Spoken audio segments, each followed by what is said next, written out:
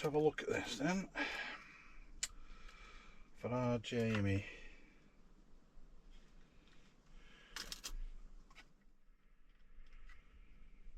Yes, okay. Let's give it a clean out, I think.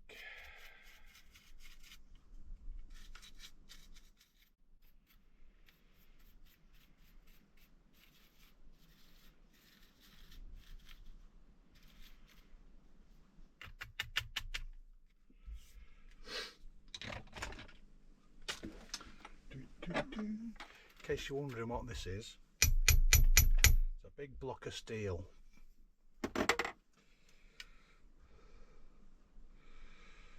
Right, so this is a car that a club member bought recently.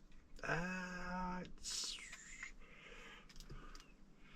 think he got a bargain, to be honest. It's a Scalextric Hinda Civic with the chassis for a SlotIt pod, and he's got, that's a, what is it? It's a 20k Tech 1 Scaleauto. That'd be perfect. Perfect. Yeah, bit of slop there. Don't like that. I'll have to get rid of that. I don't know what tyres these are.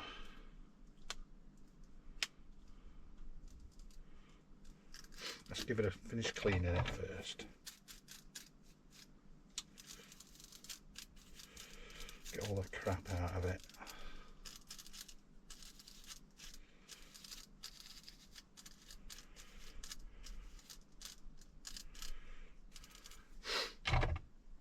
Can do the guide last.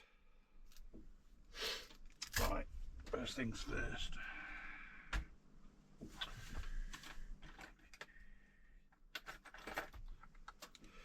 Let's get the wheels off, eh?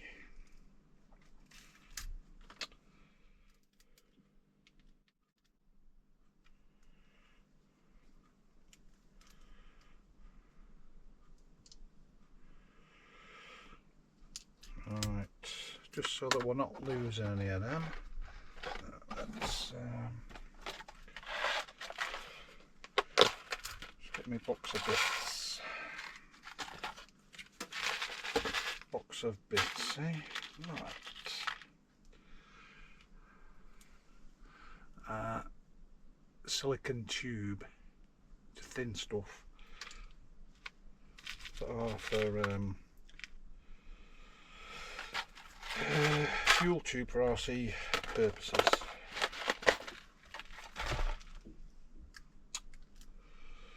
I'm just going to pop a bit on the end of the axle so that it doesn't fall off. Let's get the other one off.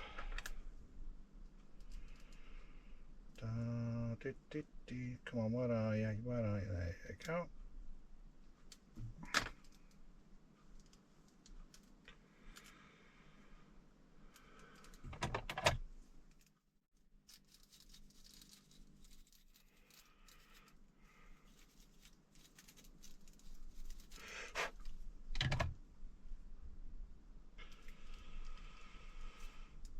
It would probably be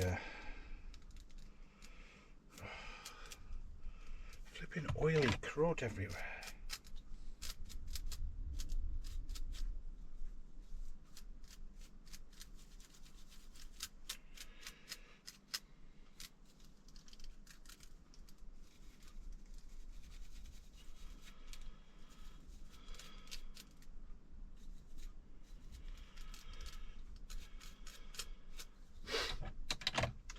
Right, just out of interest,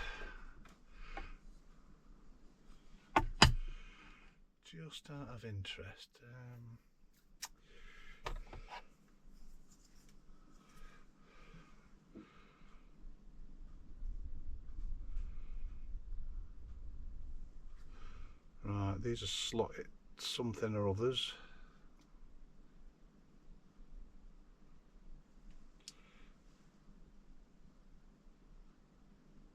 Ah, there we go. SlotIt. SlotIt 1152s.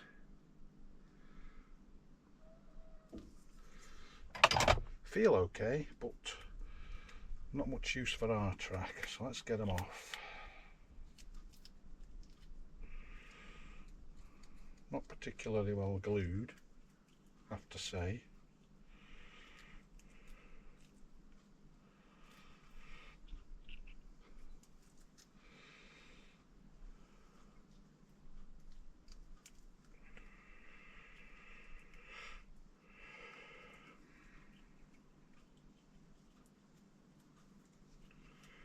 Right, that's them off.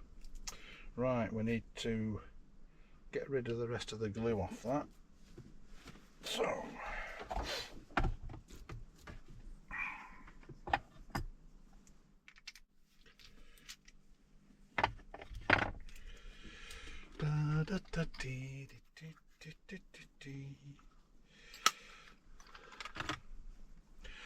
right, let's have a look. Axle Honda here.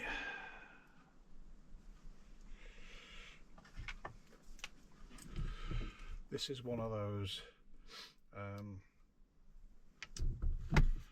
grinder things on a flexi cable. It's not a Dremel because it's got a 3-jaw chuck. Bought it a couple of years ago, and it's got a foot operated pedal, which I don't operate with my foot because I'm sitting at a desk, so I'll stick it on my knee and press it up against the underneath of the table.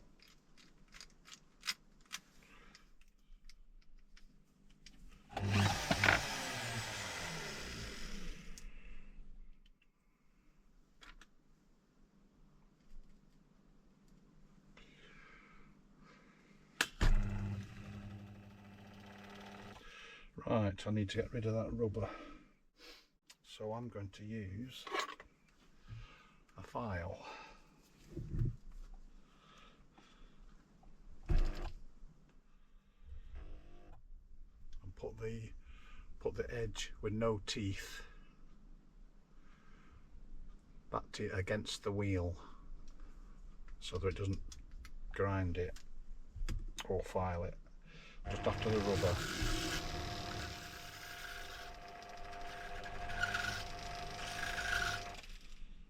Flip it over. Now the front face.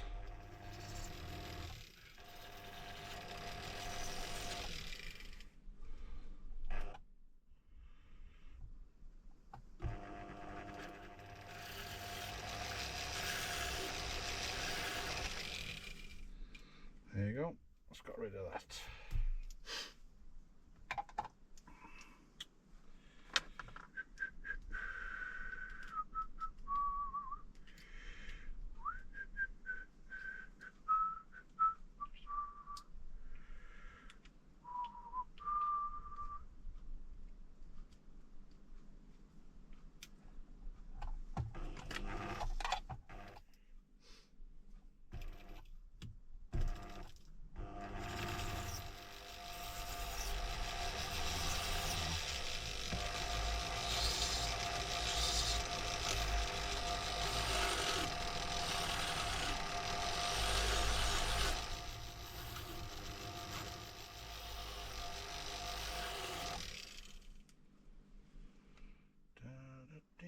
Still a bit more to go. Okay. Here we go. Skim across there. Let's have a look, let's have a look. Nice. There we go.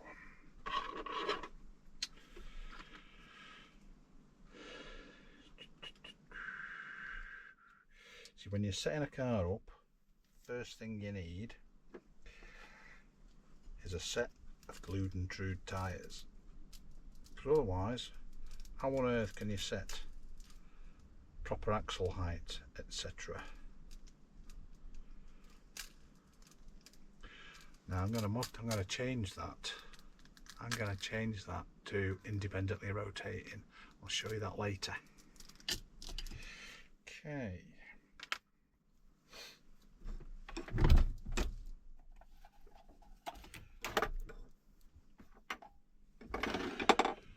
with this thing I can grind, I can drill, I can put an axle in it like I've done now for wheels, gears.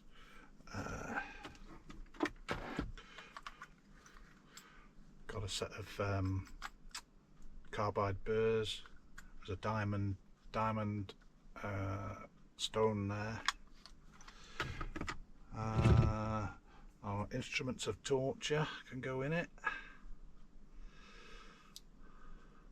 for cutting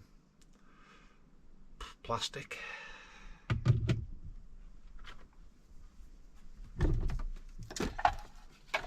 Right, tyres. Let's see what we got. Let's have a look. What we're after is some of those. They might be too small.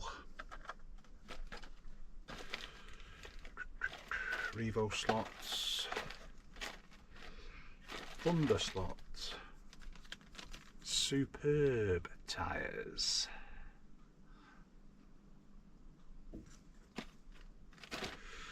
But today, I think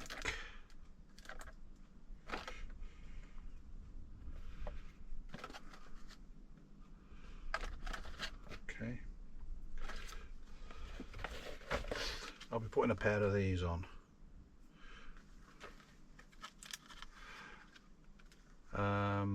5271Z zero graining NSRs.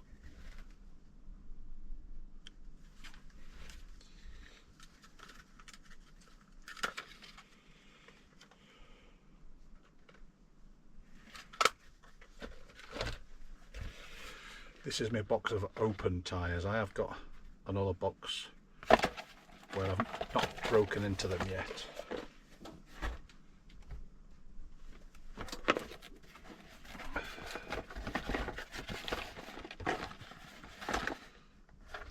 Oh, tell a lie. Two there. So these are all ultra grips. Old ultra grips, not the crappy Evos.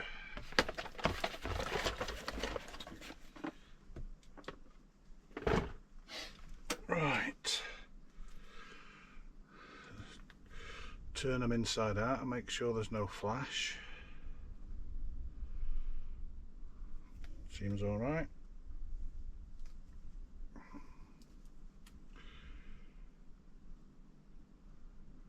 Yep, okay. And then what I do is look for the little moulding pip on the tyre, and I like to put that, I like to line that up with the grub screw with the pip on the inside.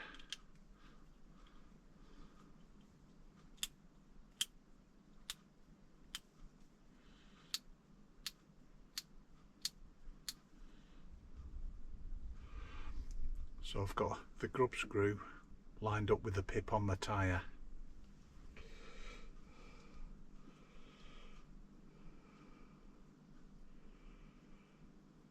It makes it easier to find the grub screw once it's on the car. And the body shell's on, of course. Now, need to check it with our gauge because we have width limits. So this is 9mm, 10mm, 12mm, 14mm, and that's 54mm. That's for our small class. 64mm for our sports and saloons, and 68mm for full flat F1s.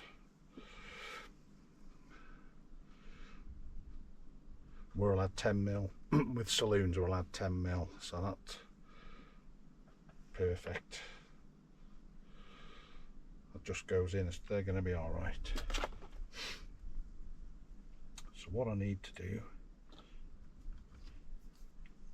is glue those on. Where are we?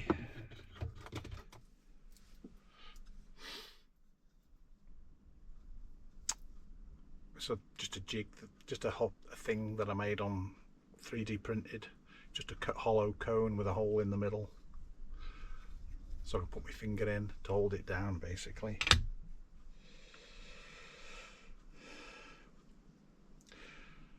Now the disadvantage of an insert glued in the wheel is that you can't turn it over. Right, glue, let's have a look.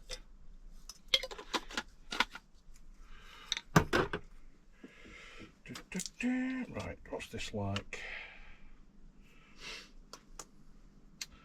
Right, so to do this I need a bit of piano wire. It's got glue on the end.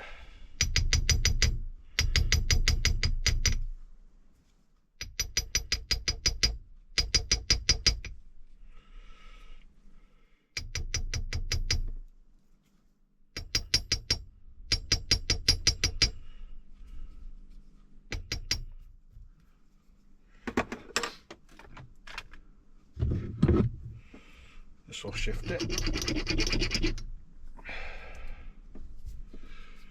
It's just a parallel from my tool room days, steel parallel.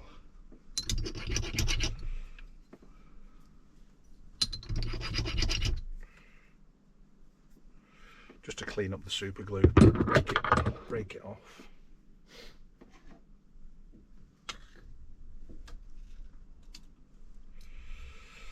Right.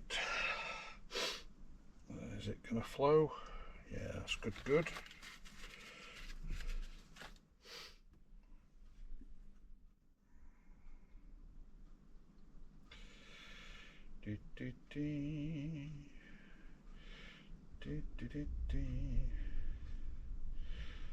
Might not need the piano wire for this.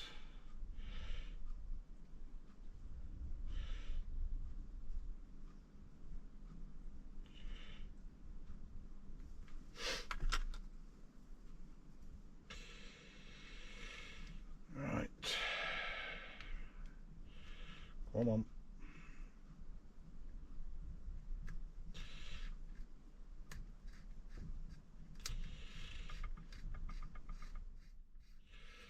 I'm just spreading the super glue around.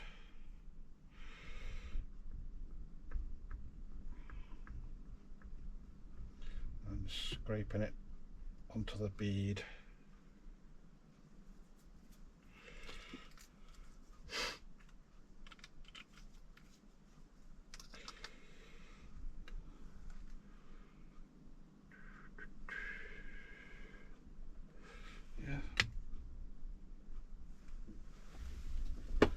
Give it a zap.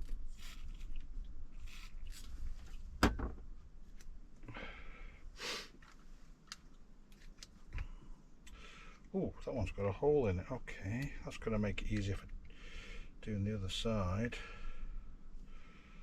Oh, we'll sort that out. We'll sort that out, don't worry. Right.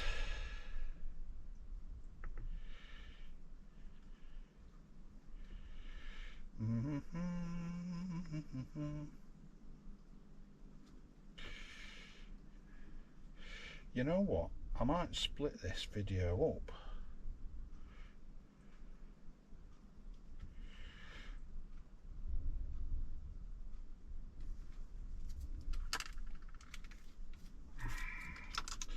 Let's go the other end now. There's no super glue on that yet. Get it in the join.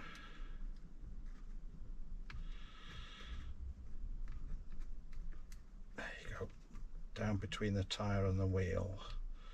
Oh, it's glue. It's going off really fast, this glue. Right, okay.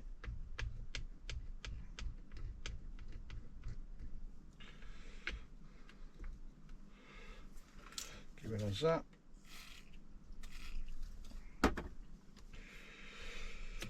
Right. preferable if we could get the axle through that,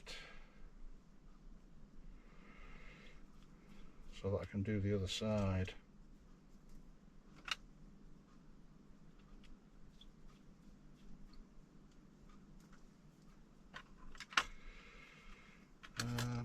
Right, what shall I?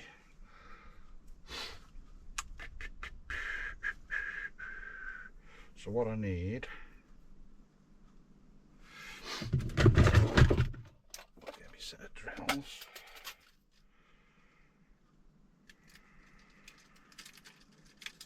.3.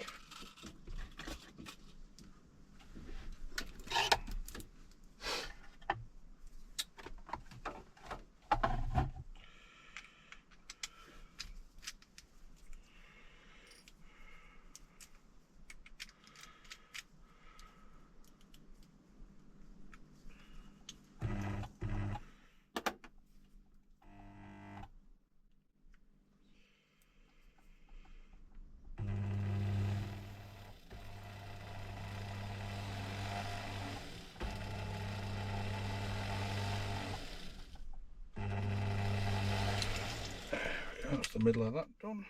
Good.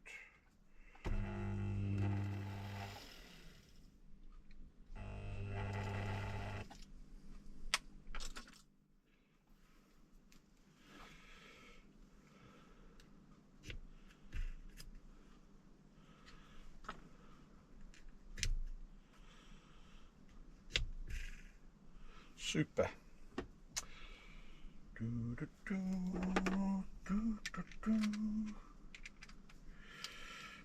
Did the front have, no, the front hasn't got inserts, okay.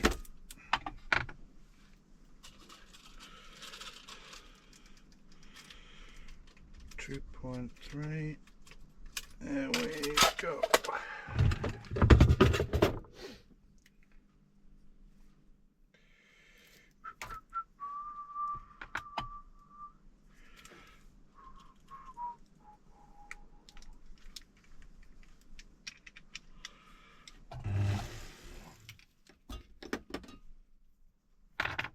Right,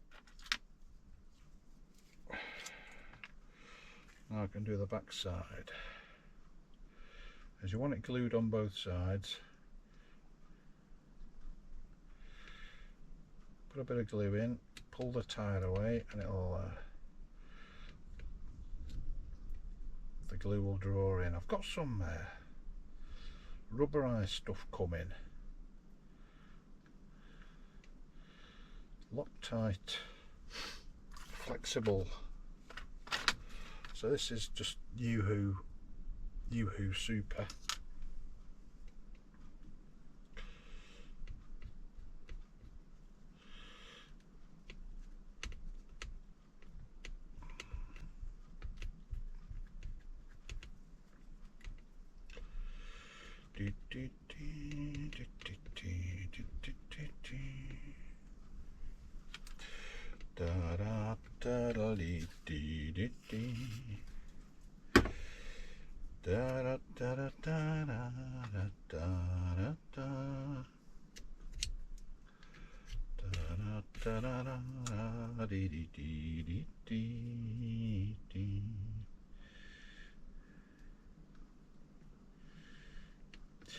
If you believe in sand dunes and salty air.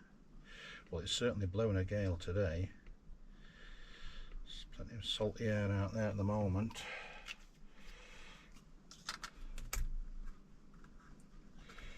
Seagulls floating on the high winds, they love it.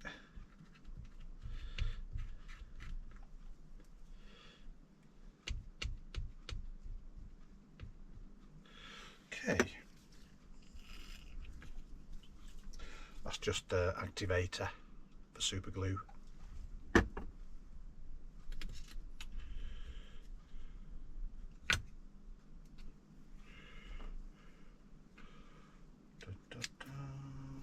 Yeah, so what I've got in here is I've got a ferrule in there, brass ferrule, and I think it's a slightly undersized piece of piano wire.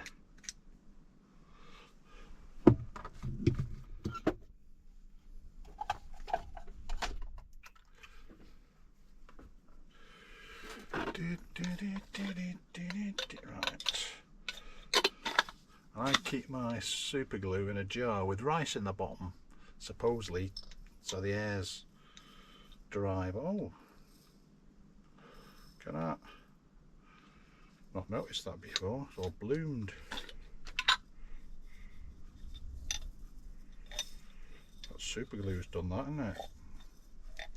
Yeah, I did have a tube in that before it went off.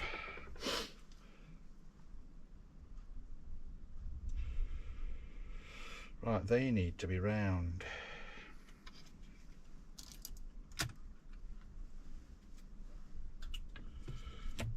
Let's have a clean up of this tape. That's dead and buried, this tape. You can't see this thing here, so I use it for bending piano wire. Well, an ex-club member made, very useful. Right.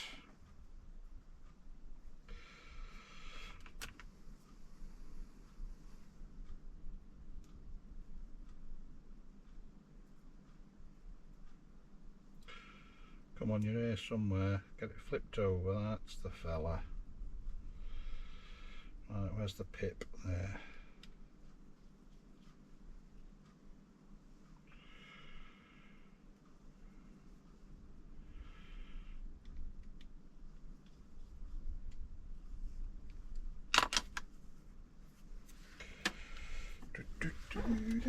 Right.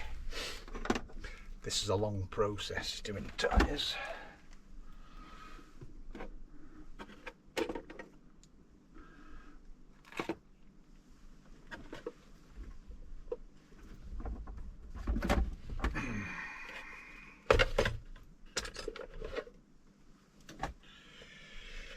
Let's have a clear up of some of these tools, eh?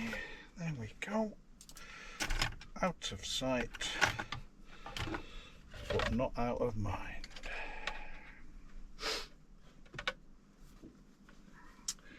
Right, so bolts out.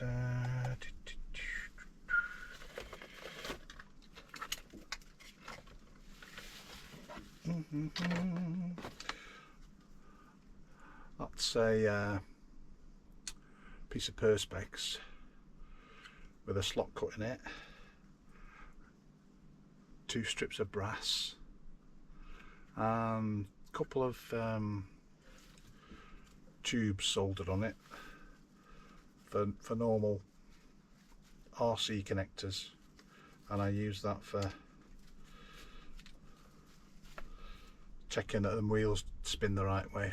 Just connect it up to a power supply.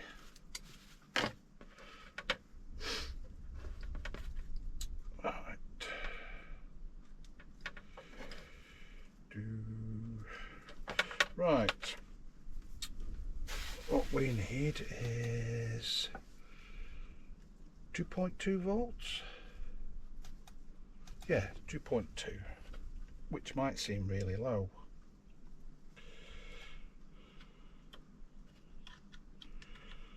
Well, that's because these tyres don't like high voltage.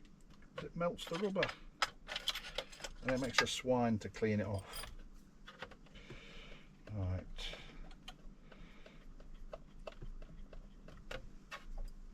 Let's set this.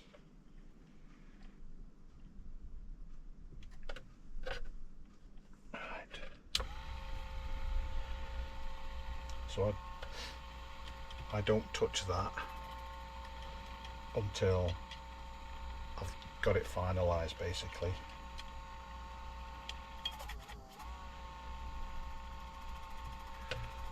Check current.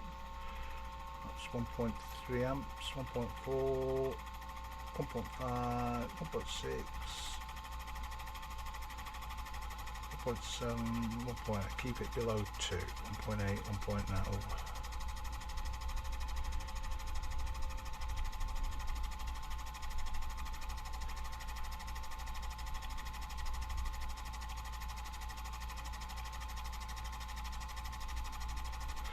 Right, Well, that's chuntering away. Let's have a look at this.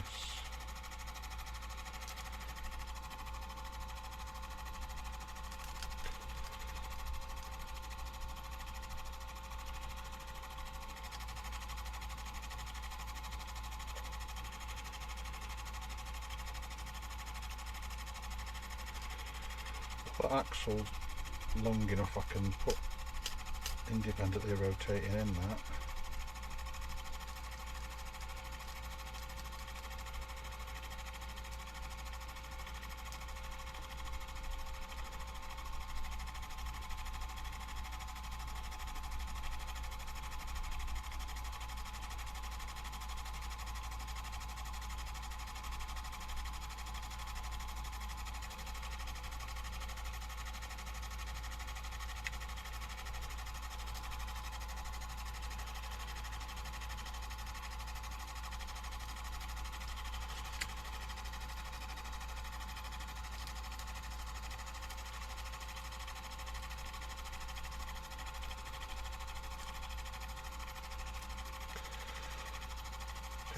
Now, I'll be honest with you, I don't like grub screws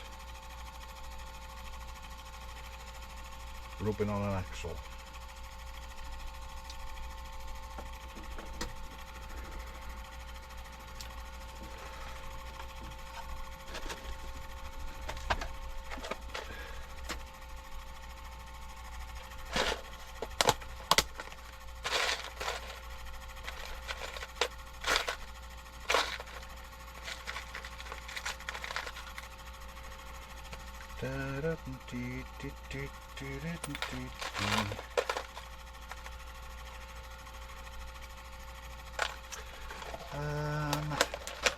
I wonder.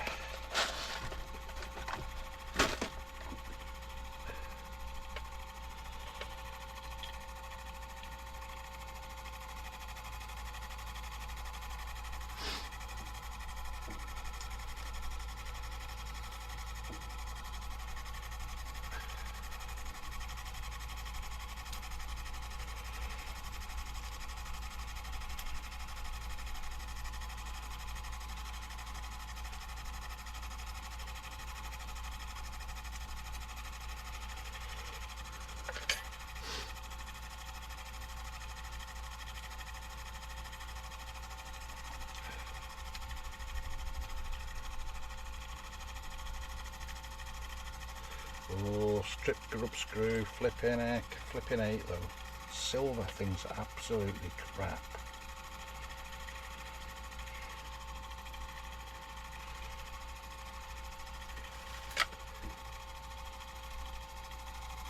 Point 4, 6, 7, 8, 9.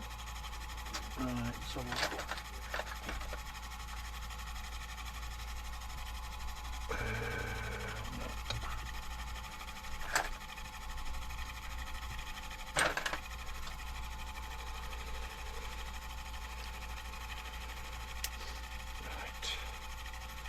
So this grub screw is slightly oversized, which is what you need sometimes, but I don't trust these silver grub screws at all. Just don't like them.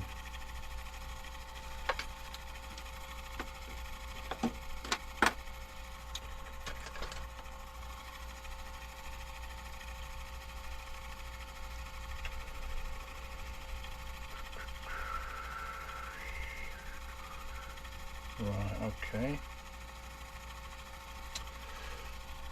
That's not going to work without grinding it out. I don't really want to do that.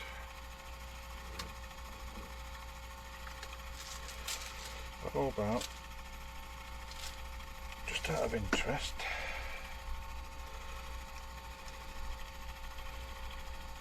how much space have we got to play with on the width?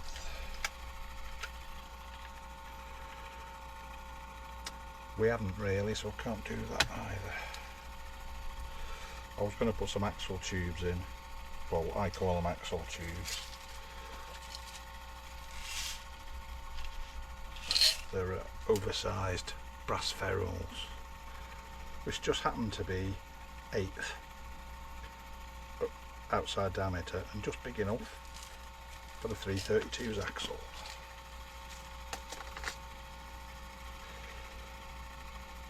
It's not my car, so I don't really want to go grinding that hole out.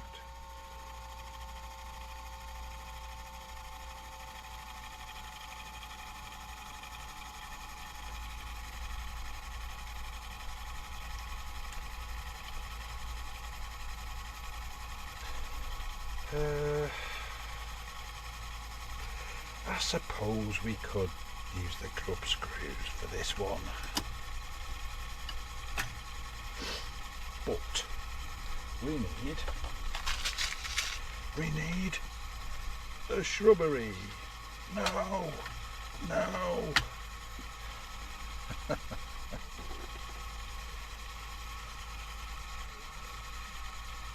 Knock off. I want a nice one.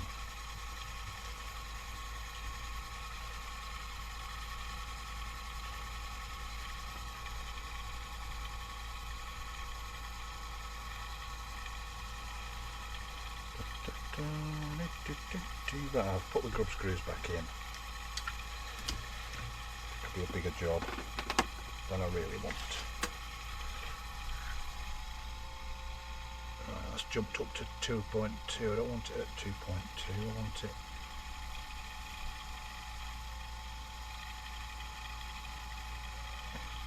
If you have too much of a cut, it melts the rubber. So you can see it picking up anyway. Right, what have we got here? NSR axle washer.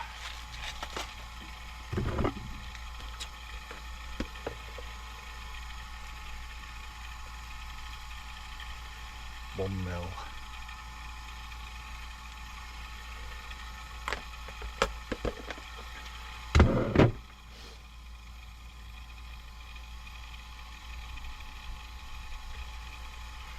So we need one of those.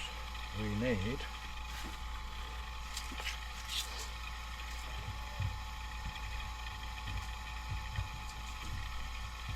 8 BA washers.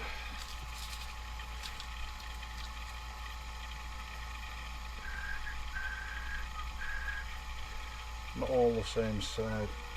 That one I'll do. That one I'll do.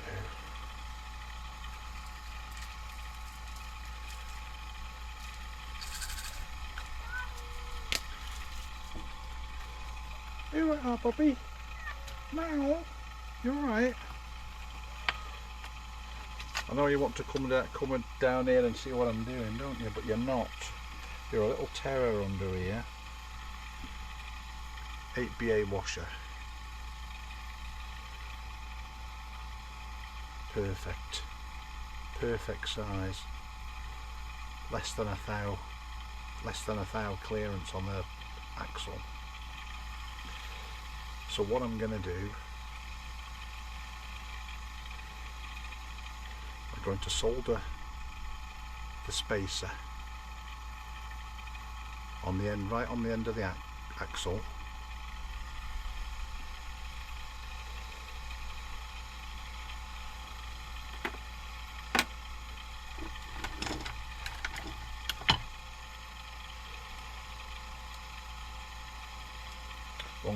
That's the wrong one, Kev. That's the 1.3. Where's that? There it is.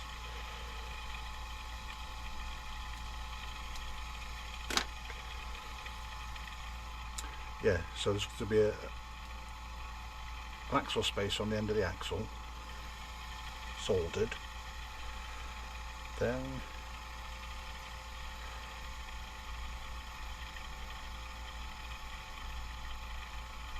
the washer goes up against it, and then the wheel goes on it without the grub screw, and it retains it and spin freely.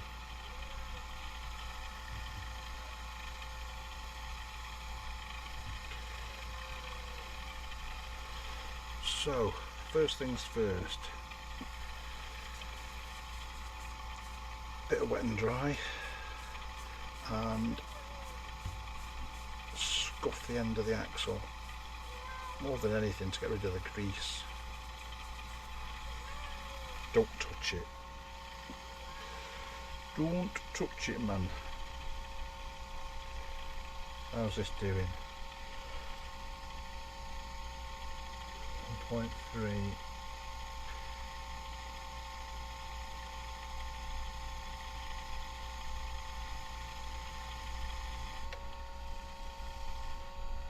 Let's have a look at the wheel.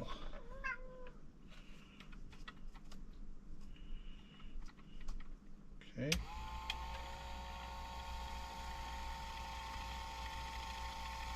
Three, 4, 1.5, 1.6. Right.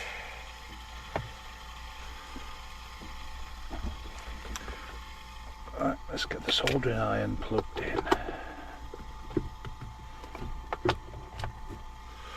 Soldering, soldering, soldering.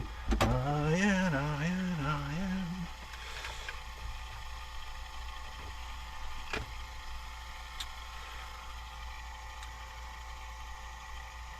It's a gas radiant which I use when I'm soldering brass chassis. And the other side, that's a Chas Keeling SCD block. It's a fireproof block with holes in it for setting up chassis, but it's not as variable as that. I just use it as a heat proof block.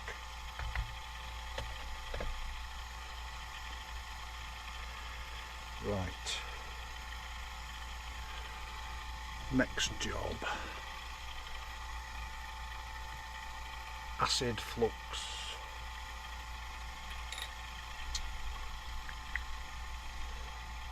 I think it's mild hydrochloric acid.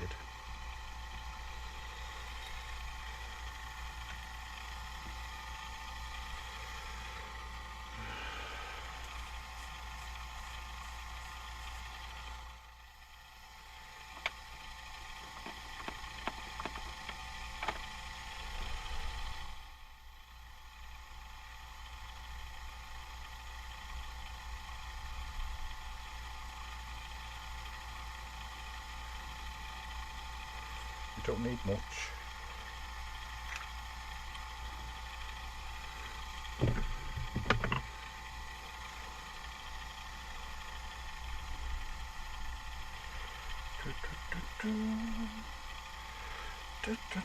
Right, is my soldering iron hot enough? Let's have a look.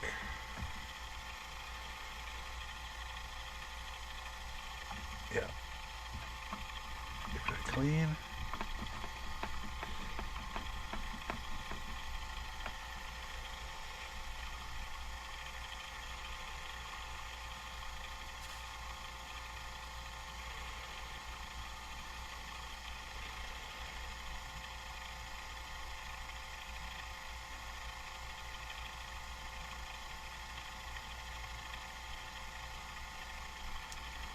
Tin it first.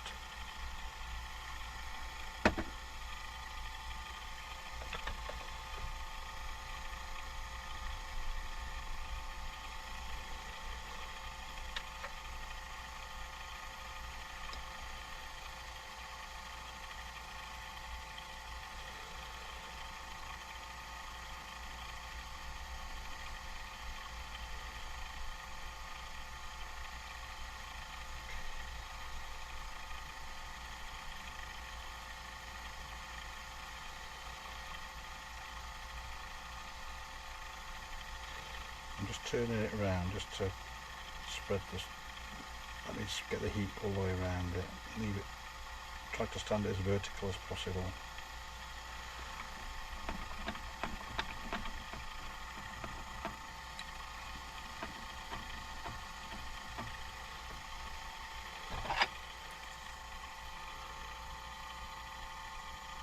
Yep, that's come all the way through. Now it's not going to be dead square first thing I need to do is neutralise the acid.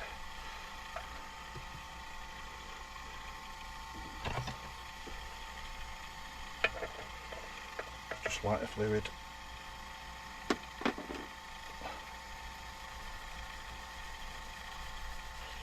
That's all I use.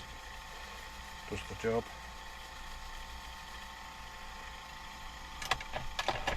Happy days. Put the acid flux away.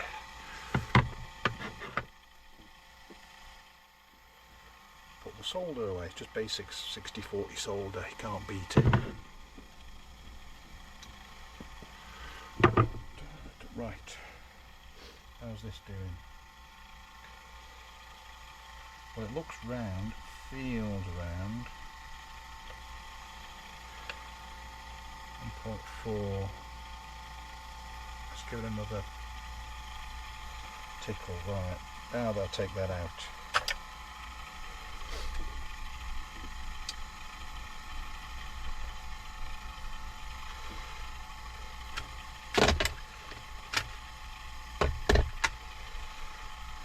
Now I need to clean up the solder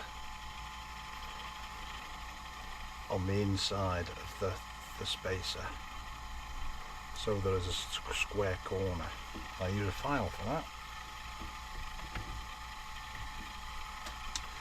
and a lathe.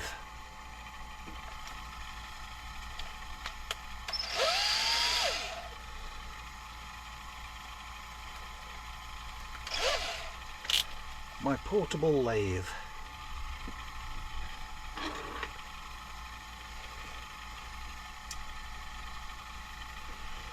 Again, just a file with one side's got teeth, one side hasn't. But for this one, I'm going to use a side with the teeth because I want to get up to the inside.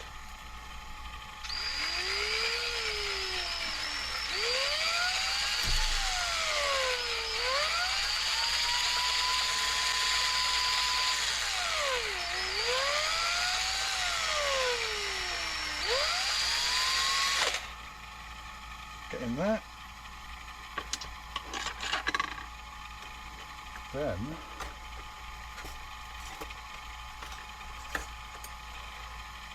use a needle file.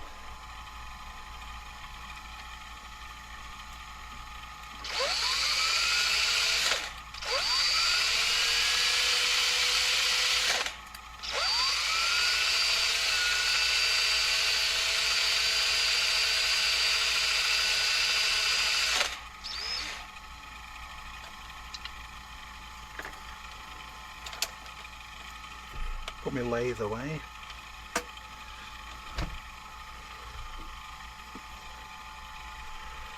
Now we've got a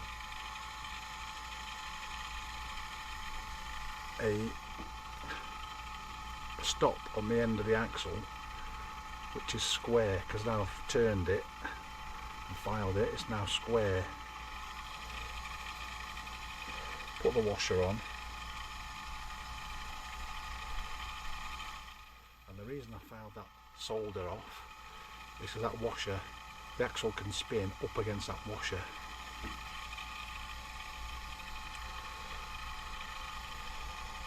Now I get one of my front wheels.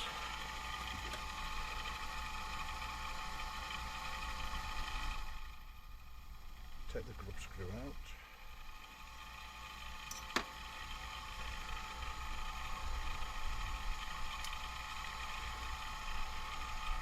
Happy days. Independently rotating front wheel.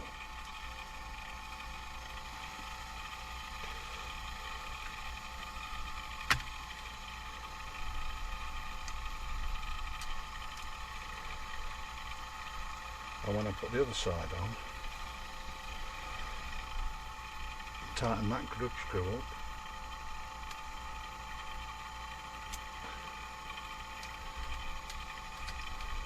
Now I've got independently rotating fronts,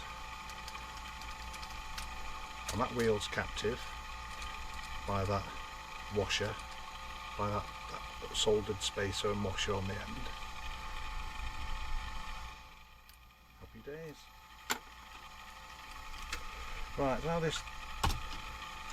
how's this tyre going on?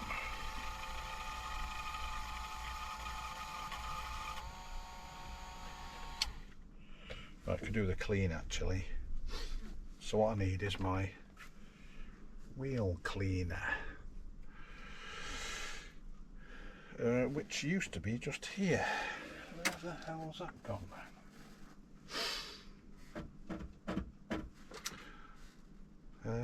Wheel cleaner, where are you?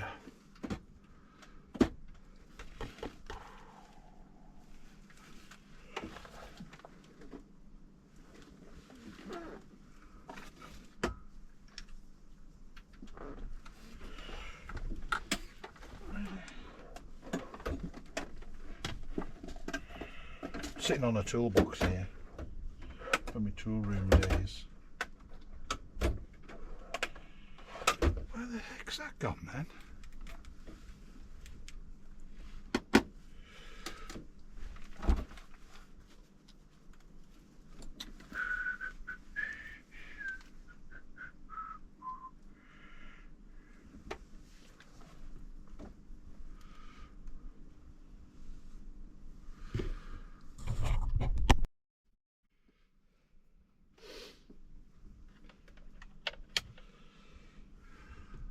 Oh, I use silicone O-rings on my Hudy tyre truer. These are probably, I don't know, 3 or 4 years old. I bought a pack. I'm still on the first one. Right, this thing is like a rubber grinding wheel cleaner.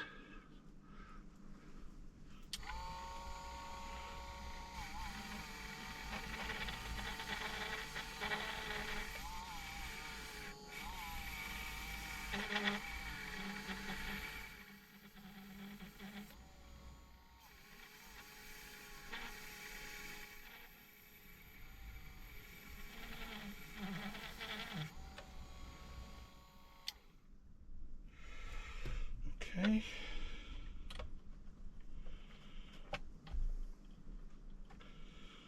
Some tyres take longer to true, these zero grainings, for example.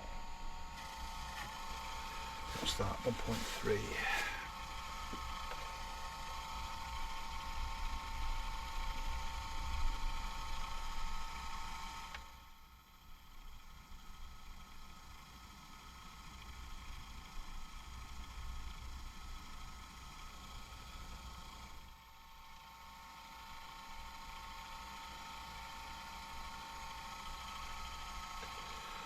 Right, just for skimming it.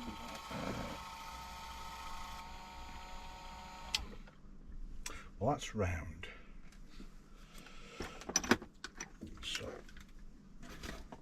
let's put the other on it, and I always line up the grub screw in the wheel with this grub screw here on the pulley. Make it easy to see, easy to find it.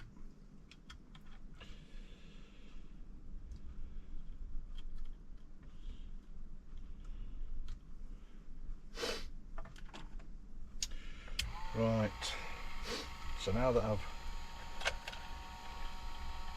got that one set, I only use this one for the second tyre.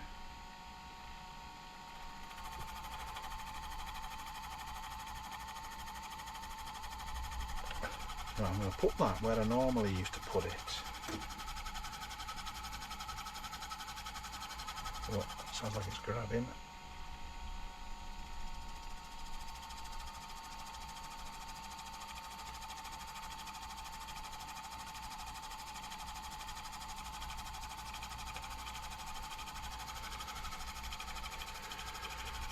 I used to just leave it there, didn't I? That's where it can stay.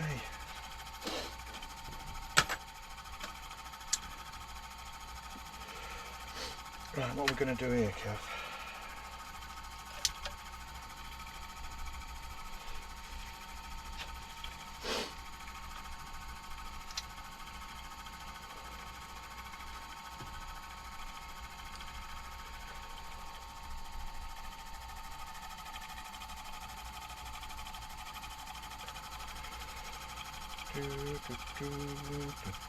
Right, what I want to do,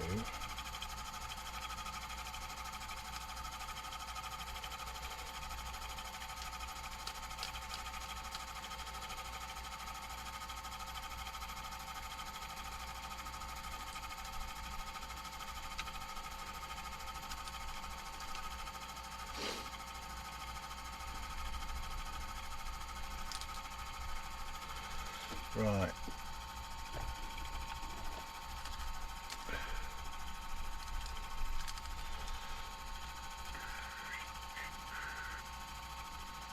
slacken that off so the chassis can flex a bit. That's it. Whoever set this up has done a rather nice job, except using different screws, which I hate. I hate using odd screws.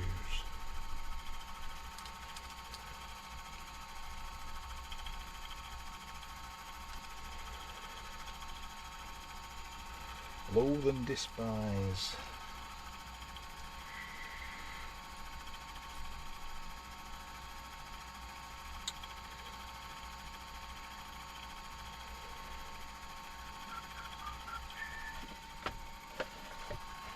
Do do do do do do do do do do.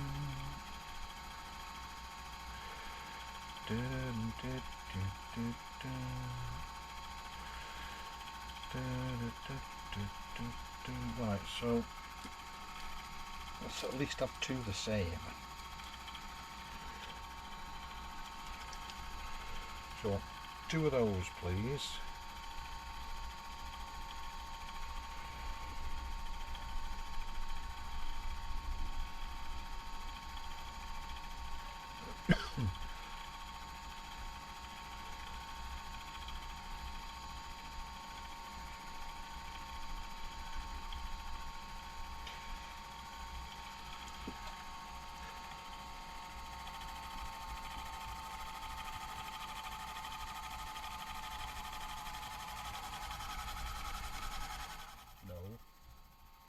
Calm down.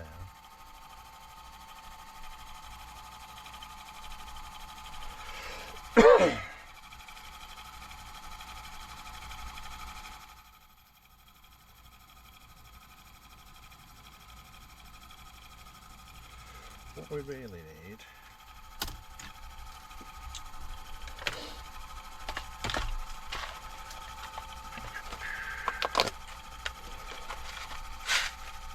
is a set of screws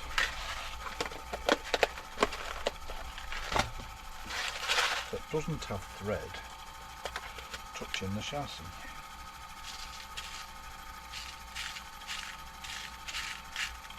And I might not have any.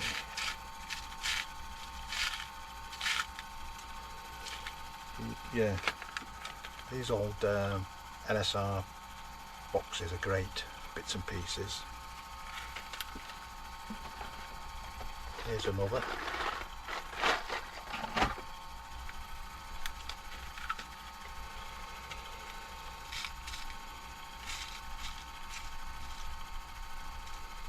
So they're too short.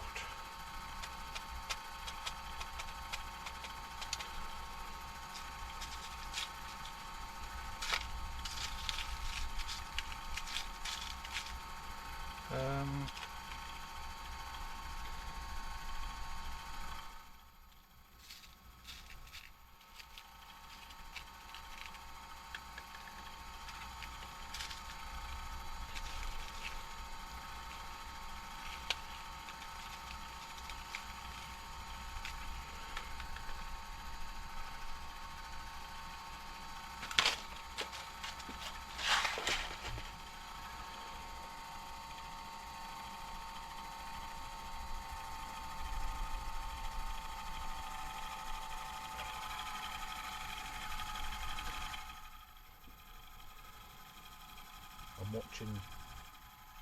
Don't you dare go over 1.8. Come on. That's it.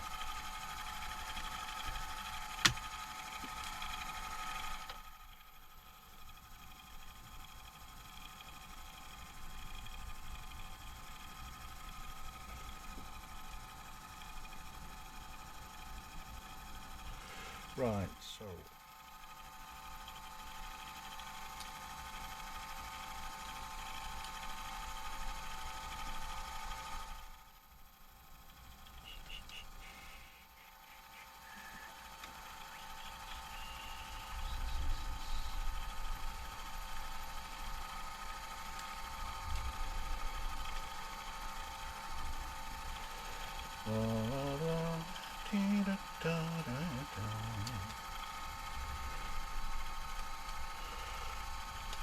get them in screwed in square.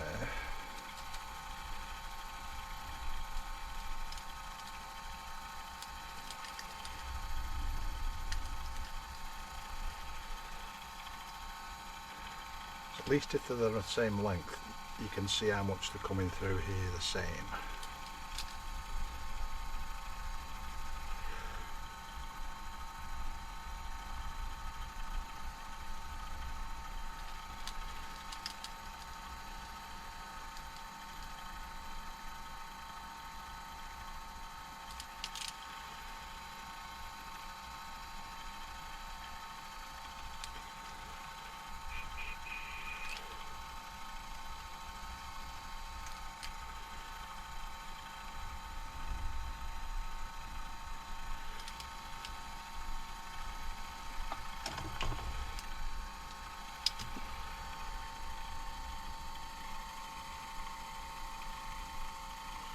Tried to sneak up on the last bit of cut on these tyres.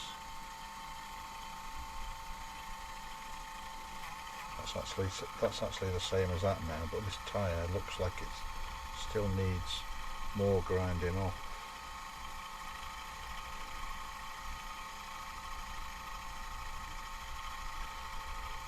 Which means that's going to need more as well. Yeah, needs quite a bit more coming off.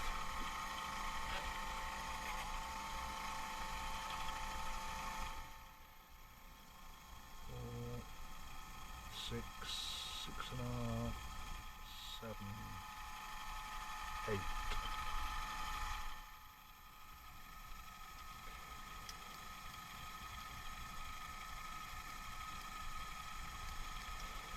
So what, I'm not going to do any more with the wheels or axles, so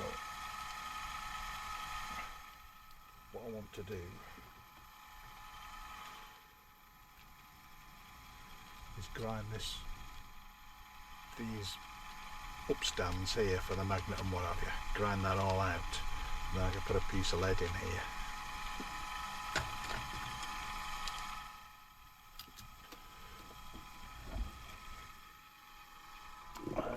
Put the grinder back in.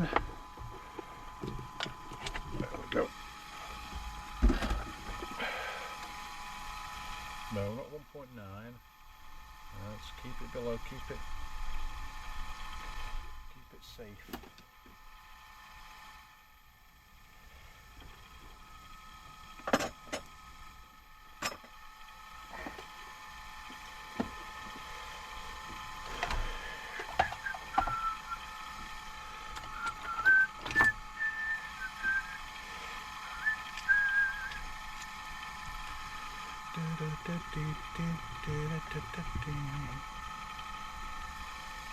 Right,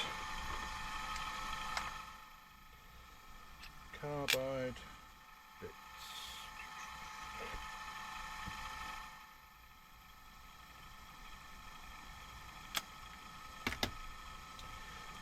So I'm using a cylinder one, but it can cut at the end.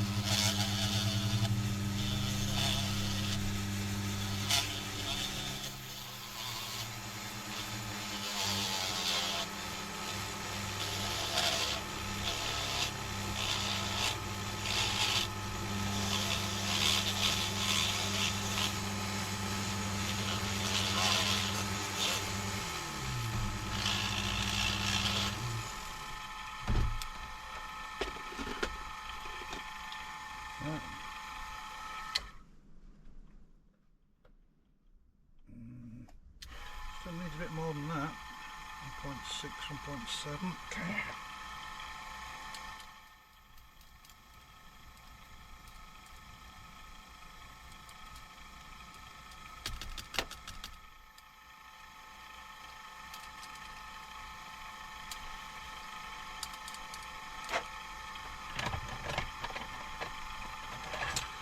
Super useful tool.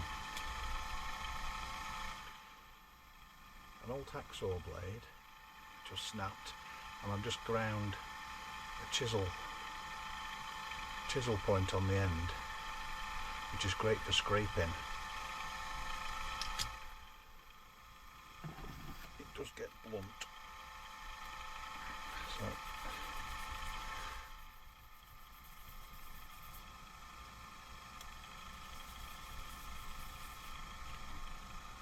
oilstone.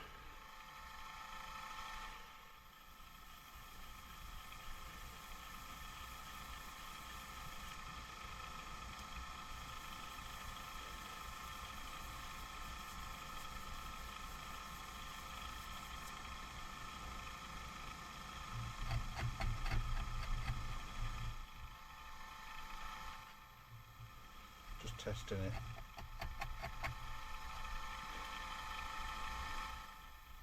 Like a new one. Like a new one.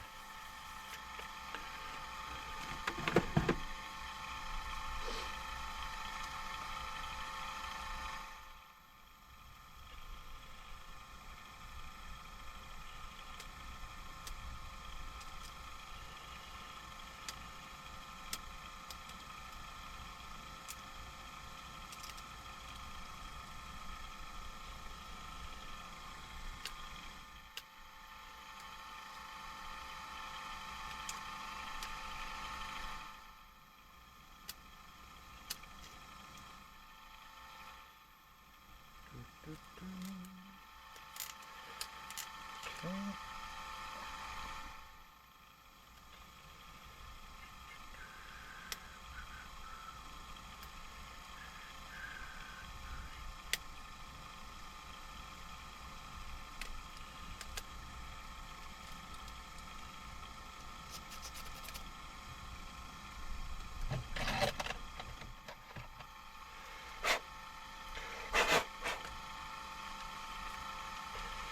Right.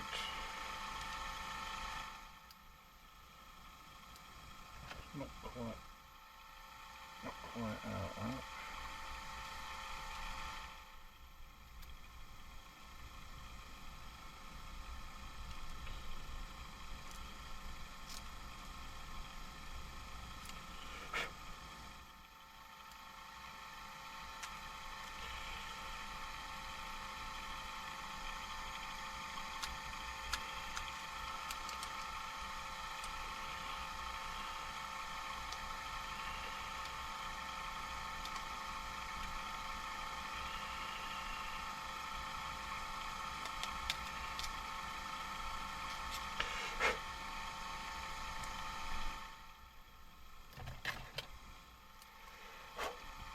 Yeah, it's with this kind of a hobby, you'll find that you won't be able to buy some of the tools that you find most useful.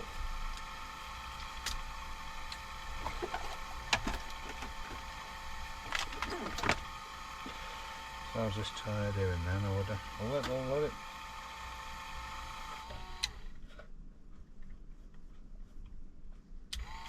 I'm just going to take a bit of extra. So now I need a piece of lead to go in there.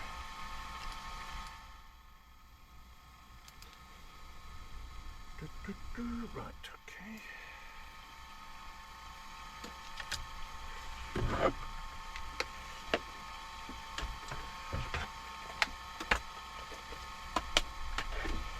You've seen it all today.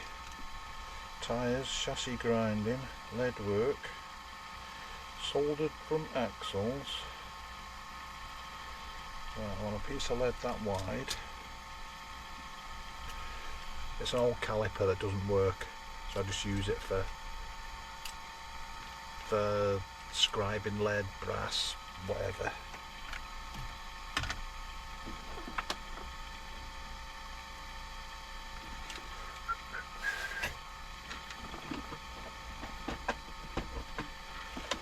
Don't chuck your old bits of lead away.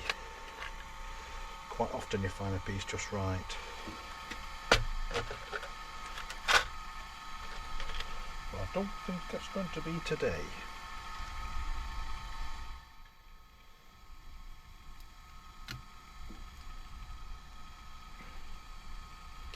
Yeah, not big enough.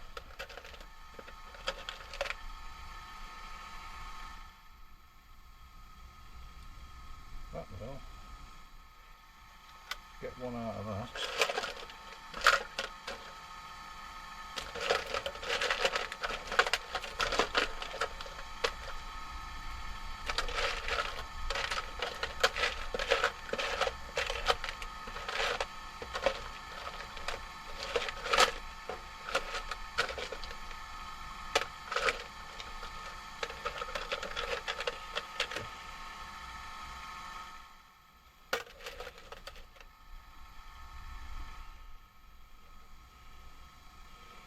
That's not far off with a bit of work.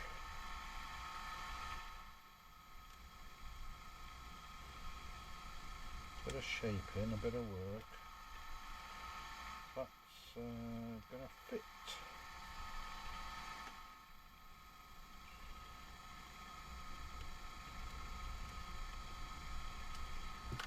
Okay.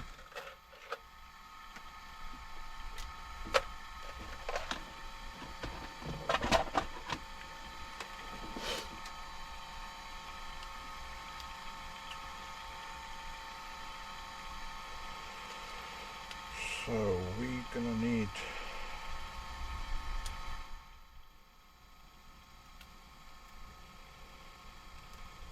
see, I've got with an angle winder, you've got a strange shape in there to fill. So what I'm thinking of doing is just keeping it that shape. But I'm going to make this squash that smaller so it fits in. So you can work lead quite easily if you've got the right tools.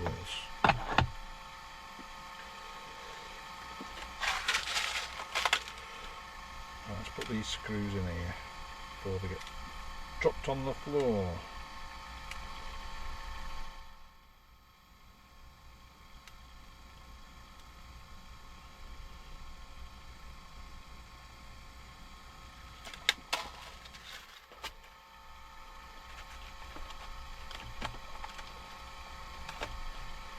So how are we doing with this then?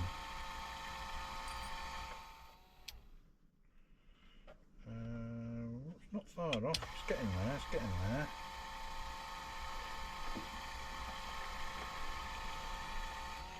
Just give it a bit of a clean.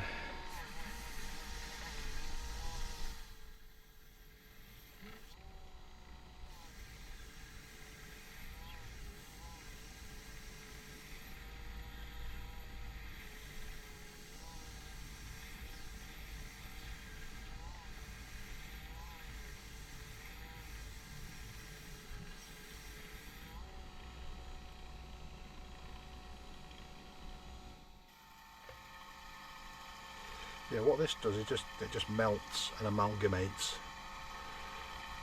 sticks back together with whatever was stuck on the wheel.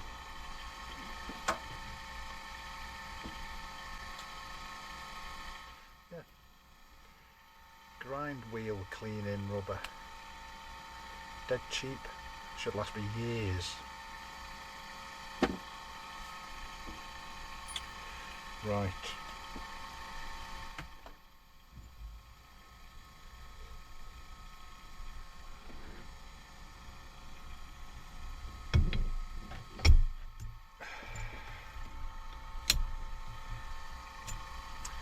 It's just a little machinist's vice which I got on eBay.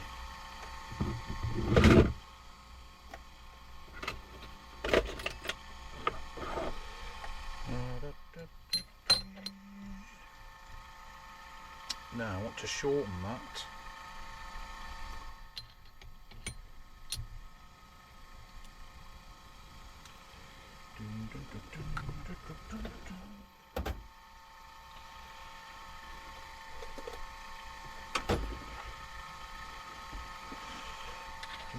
Show me toolmakers bits and pieces that I'm sat on, come in really handy.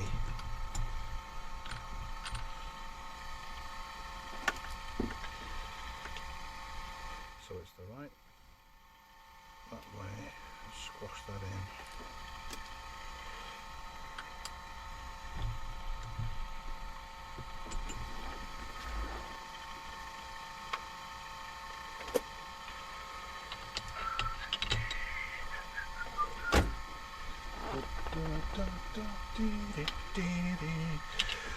Another block of steel, hardened steel, is a block that I used to use at tool making days, and a brass hammer.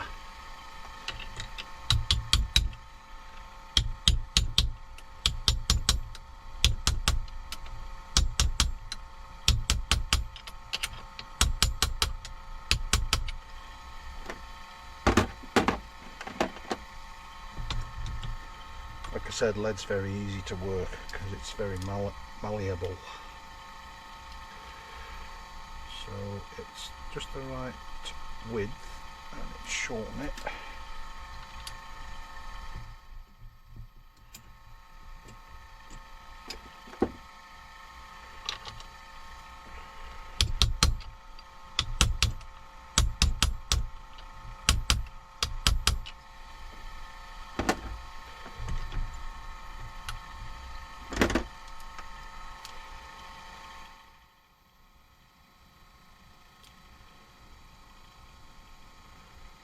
Okay, getting there, getting there.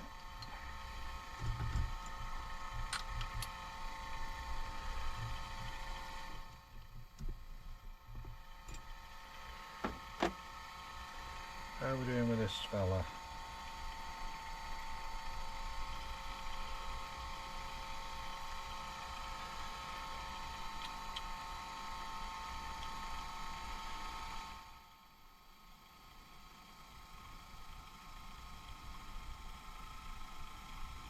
Sneak up on it. 1.6.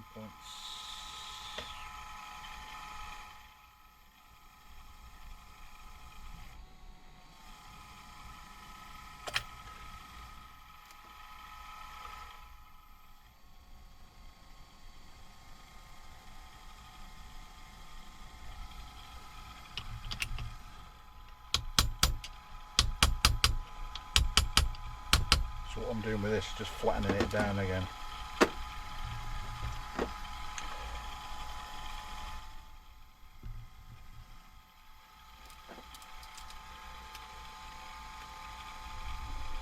If you're going to do lead work, keep it neat.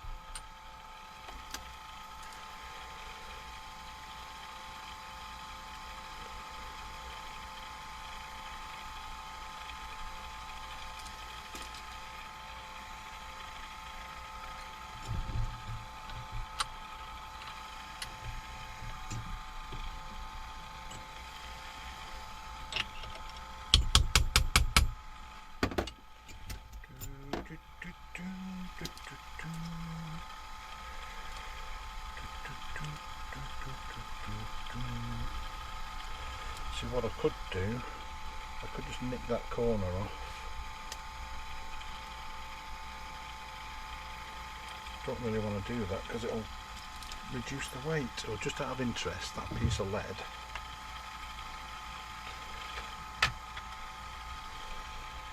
is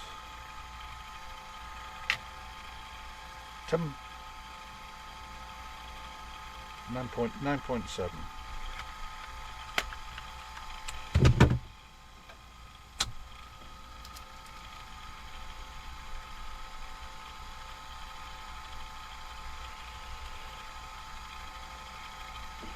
Let's shorten it that way then. Okay.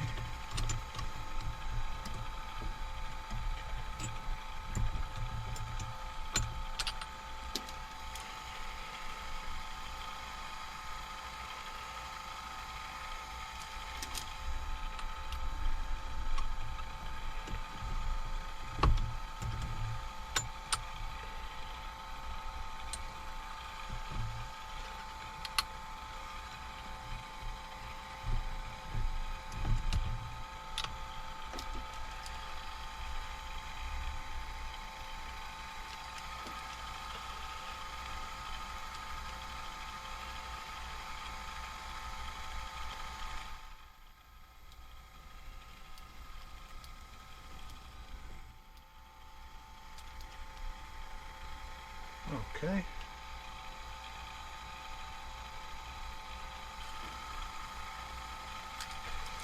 Let's just make sure it's flat.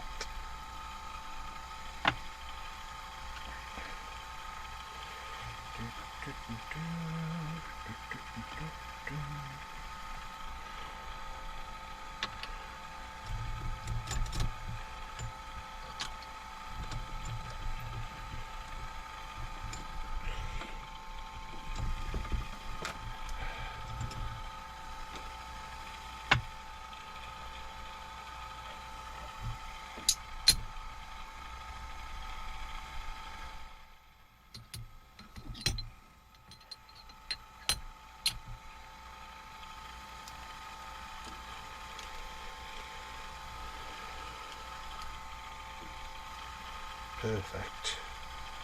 Nearly. Which way around did that go? That way.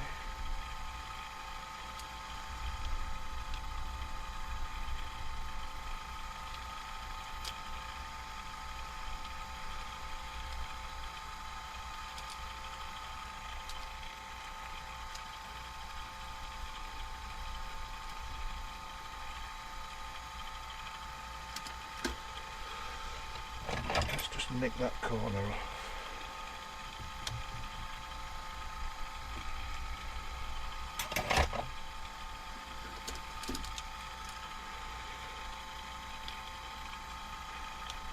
That's the fell, that's sitting in there. Good.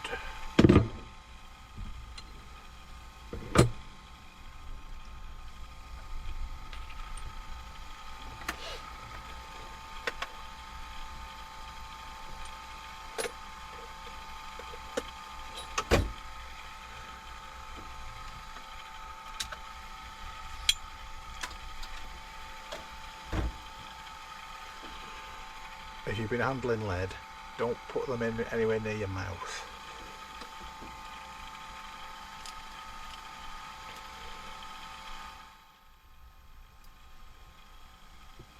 So now it's flat and square, I can glue it into the pod.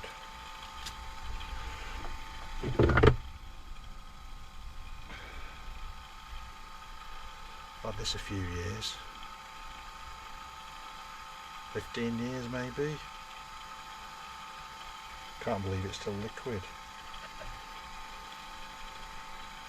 Doesn't need much.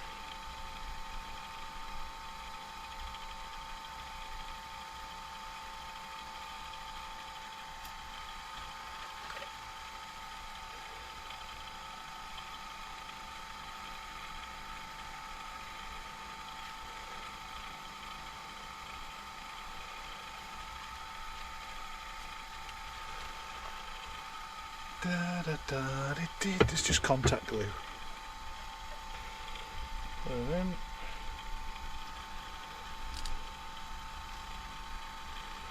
in. Leave set soon enough. So I didn't need this after all. Found a piece.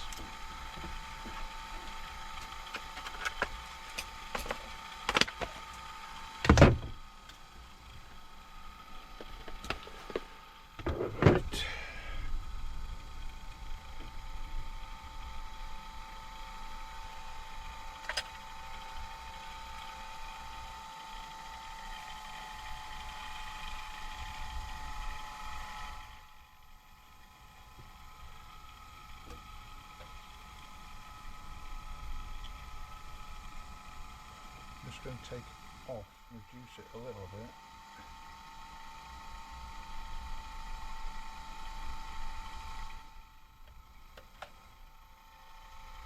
That looks like it's picking up.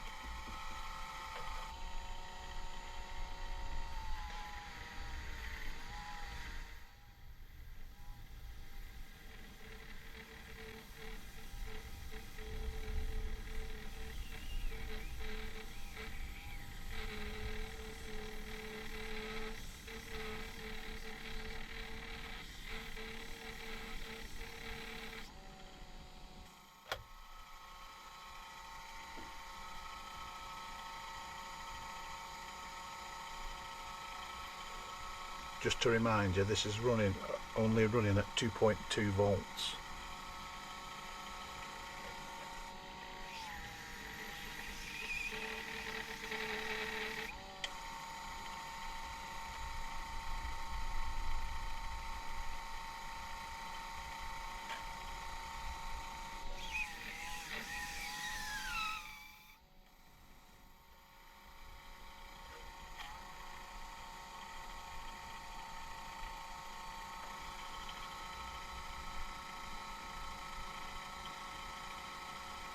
Feels good.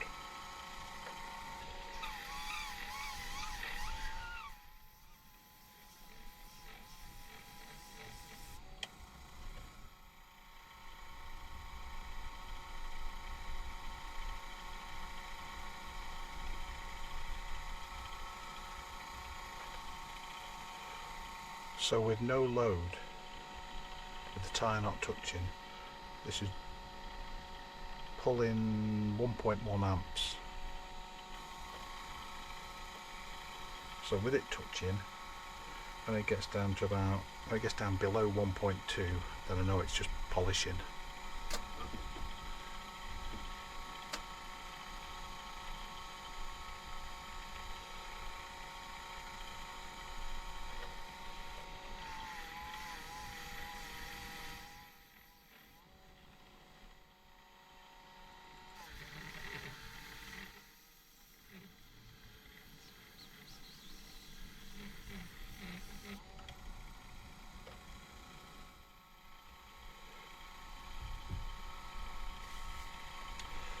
It's getting a bit sticky, this. Maybe it's the oil I've had on my hands.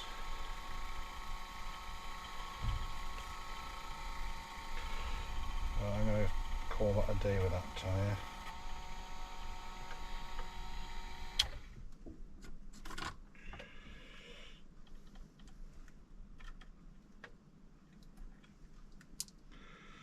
Put the other one back in to skim it to get it the same size as that one.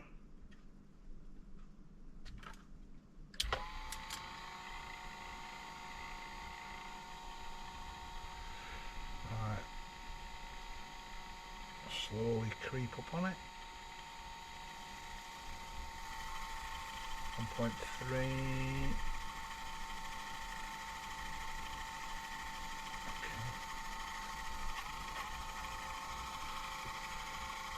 That's good.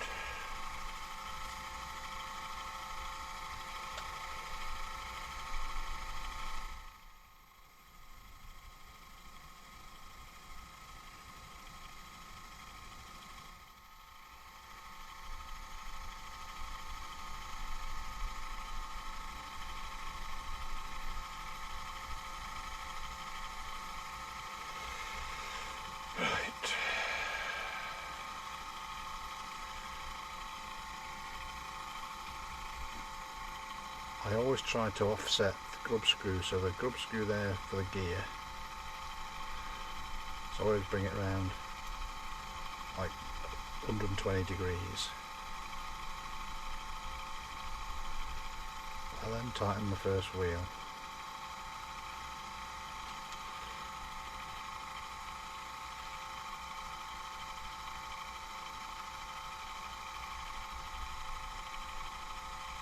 Make sure there's a bit of side to side clearance on it.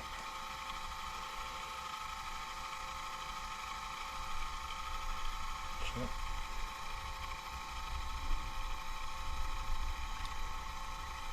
You only need a few thou. And then when I put the next one on, I'll rotate that wheel round 120. So then the 3 grub screws are in balancing the axle.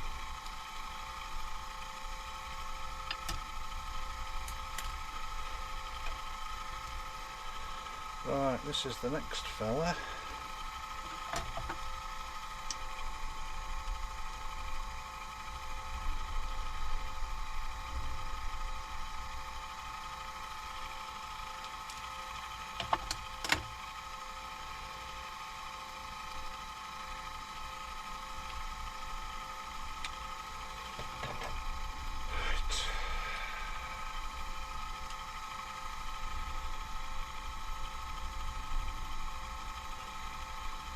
Lift the ferrules out, which don't like your ferrules.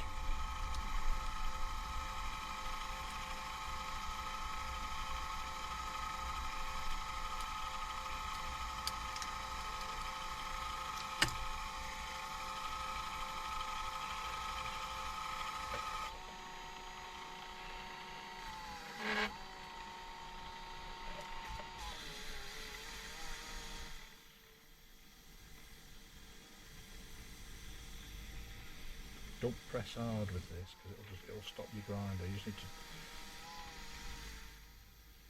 skim across the surface.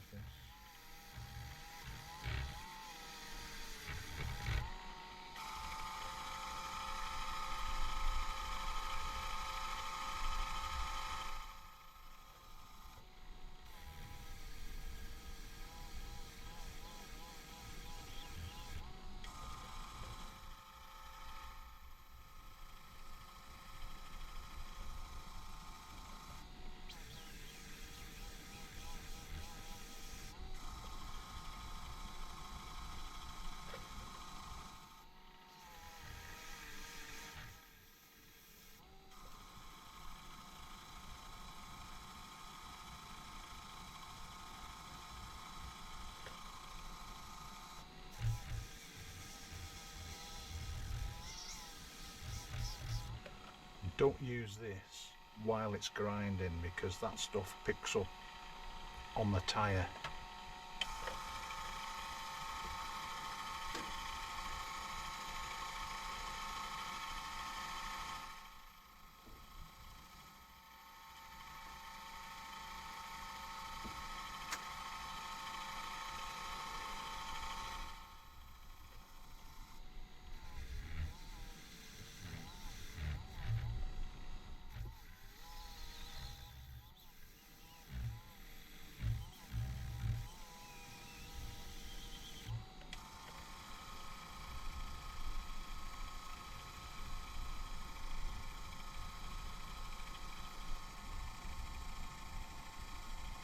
Feels good.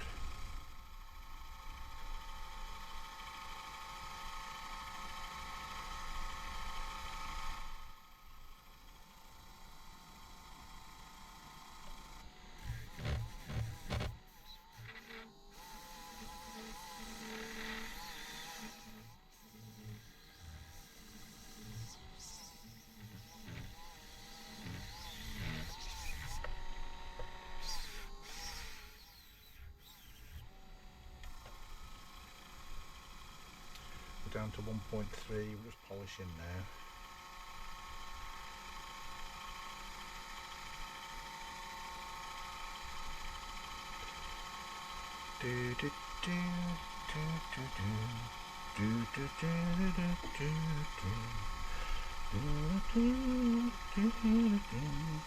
Come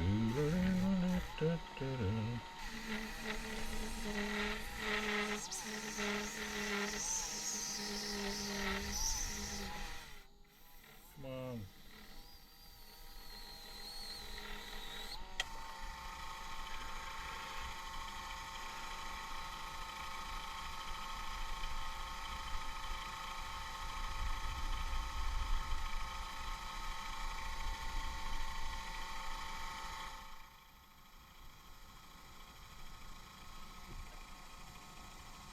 I don't think that one needs any more.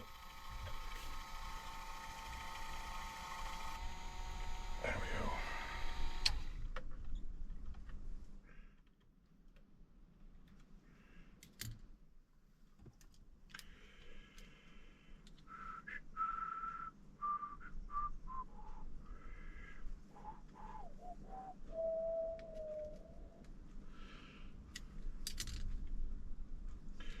Right.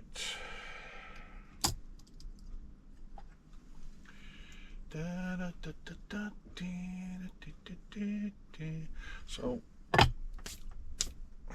just out of interest,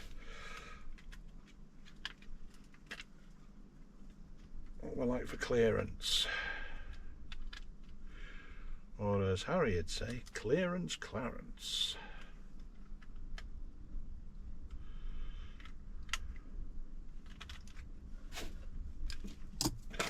Right, grinder.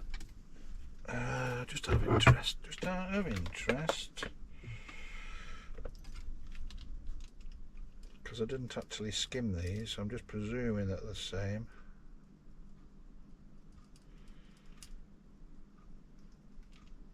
$19.98.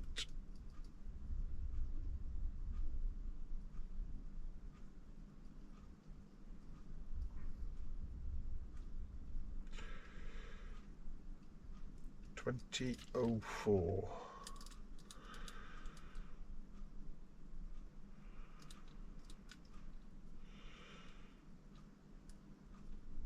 $20.06. Yeah, they're the same. They're the same.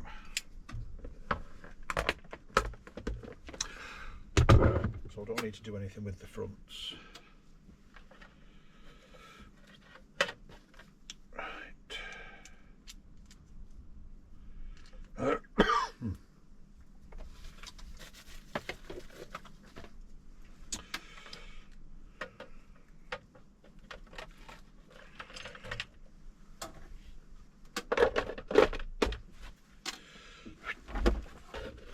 There we go.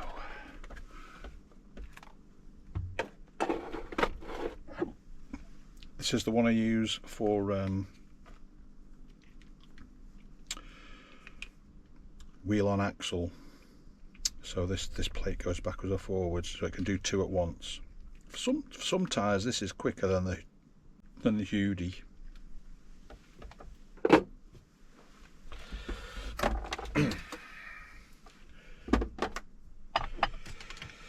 Okay.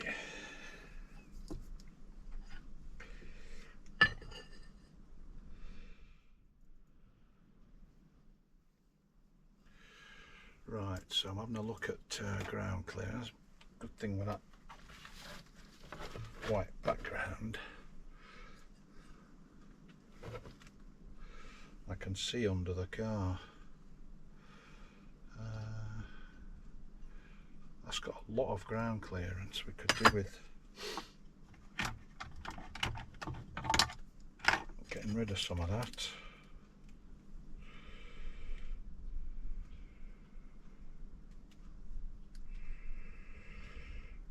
I'll go full turn.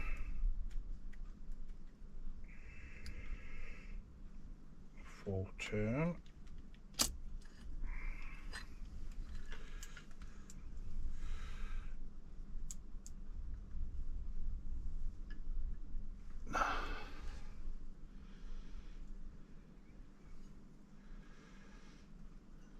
Strange, that side's sitting higher.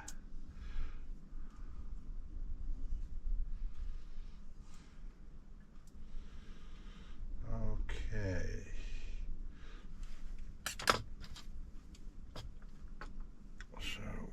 raise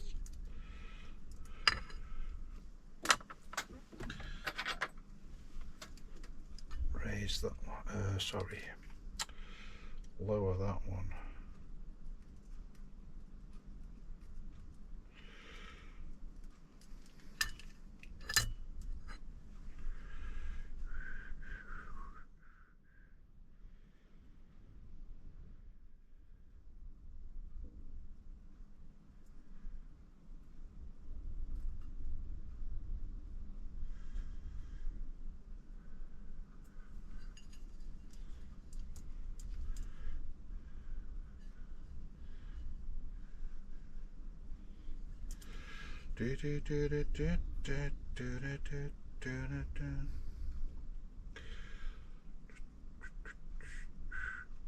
It looks higher this side than this side, which is quite bizarre.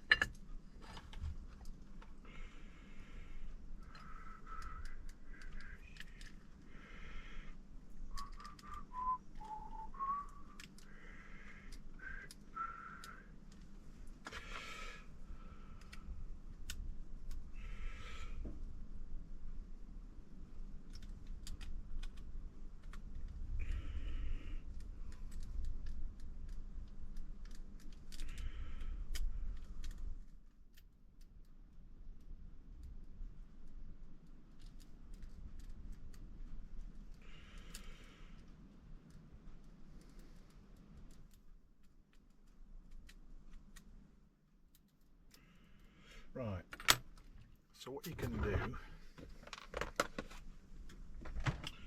you can actually set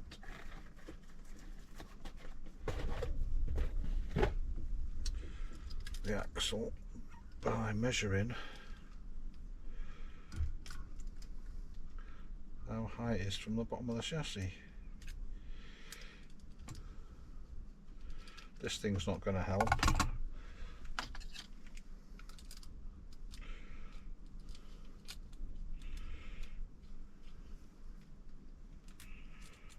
That out of the way. Right.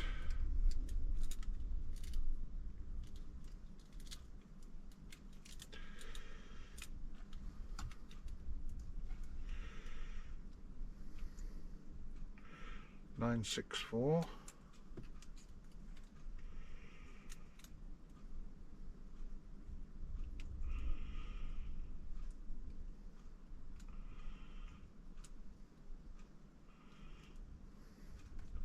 Not the easiest thing to measure on a chassis that's not actually flat.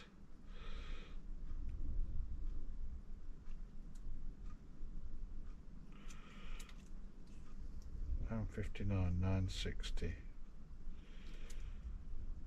51. Let's do that up a bit, that down a bit. I'm just trying to get the axle parallel with the chassis.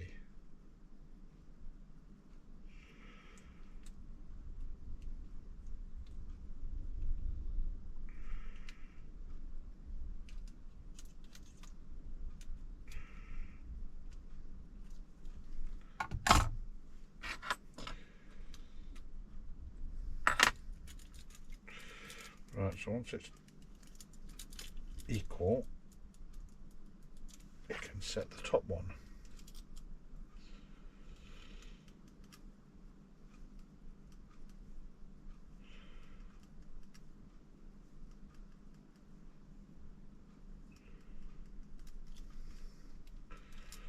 So I'm just going by feel. I feel the axle moving up and down.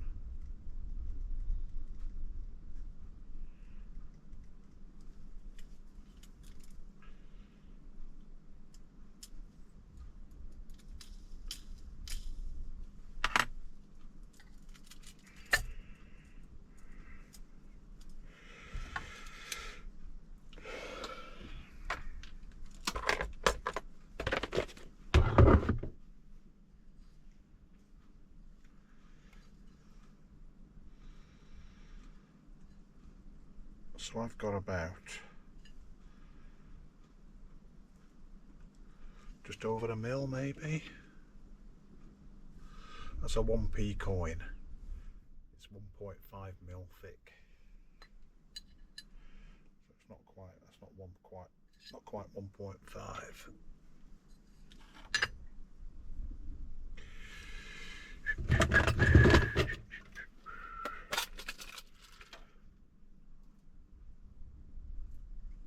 That's a 1 mil drill.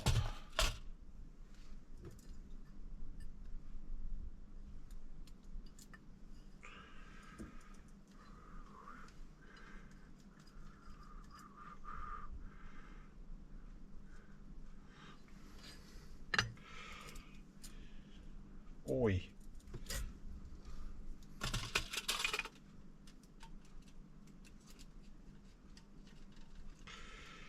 Go on, you're in there somewhere, that's it.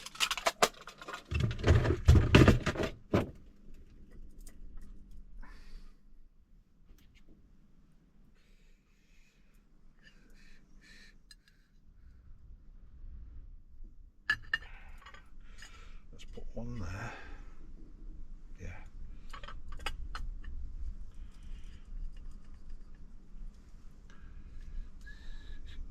See that? That's sitting higher, which is quite strange.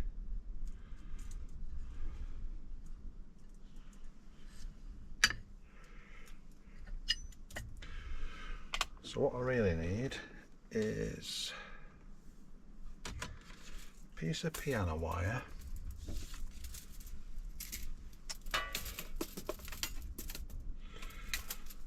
hang on now, what diameter are they then?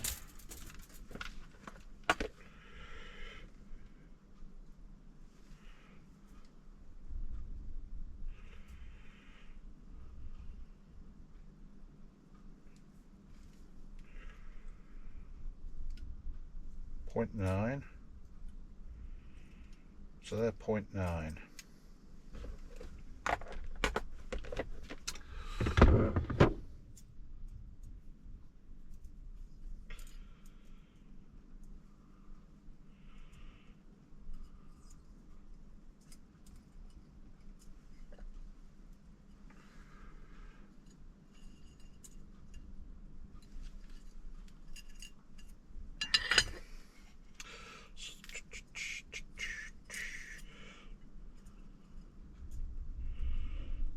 So I need to raise the front axle a bit.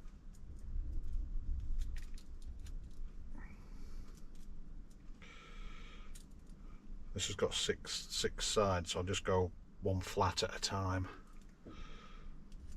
which is 1/6 of a turn.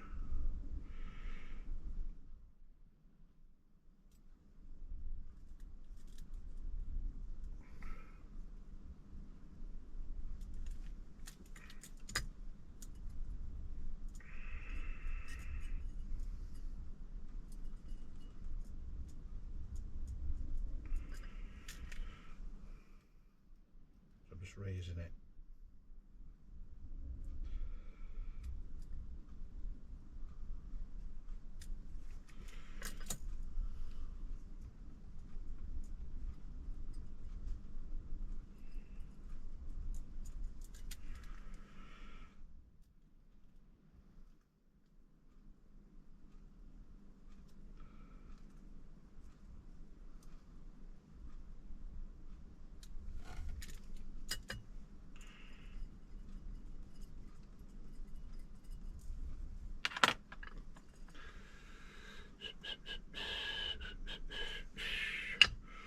Okay.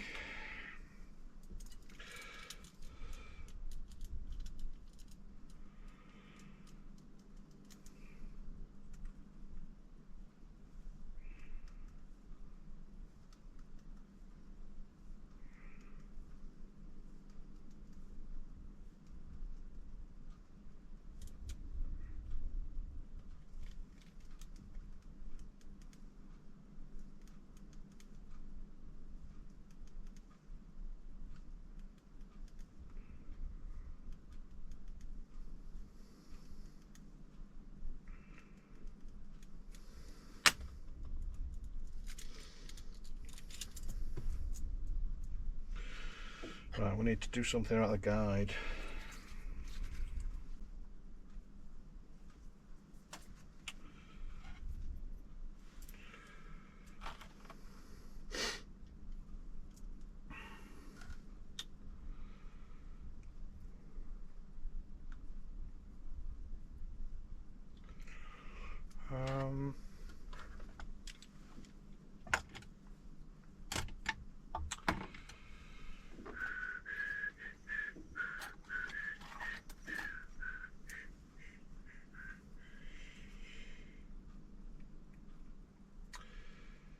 Yeah.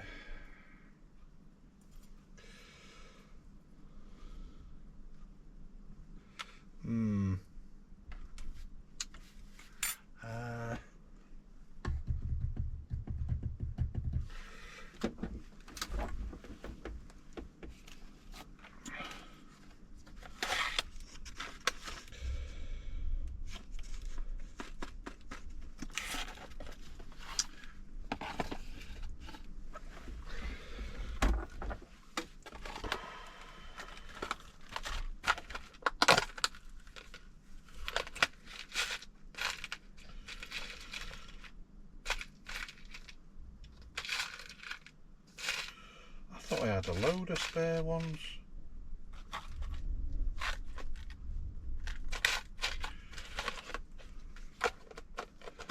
I need to get some ordered.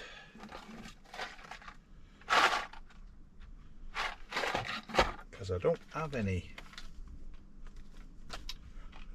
I thought I had loads. Oh well.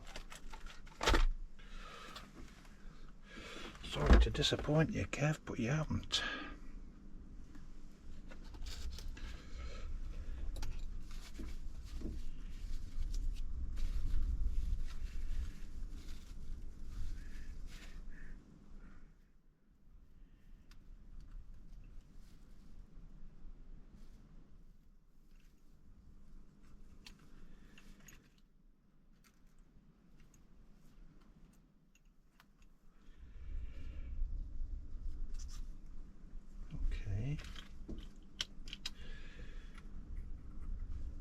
Well, I could make that work. Don't like them.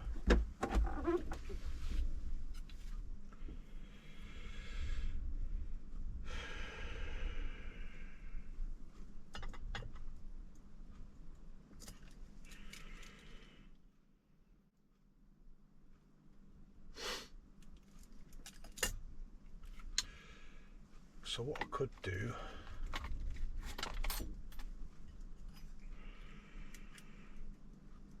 get rid of that slop.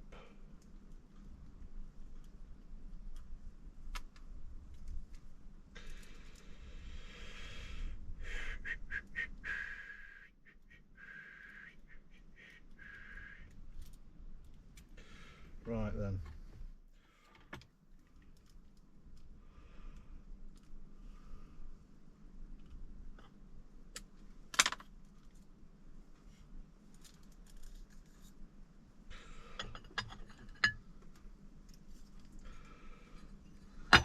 I don't have any slotting plus guides.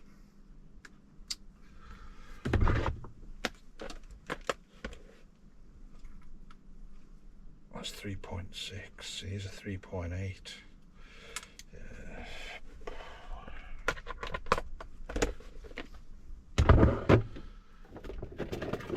So what I'm going to need to do is make that hole smaller.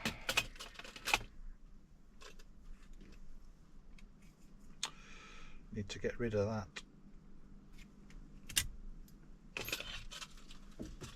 Right.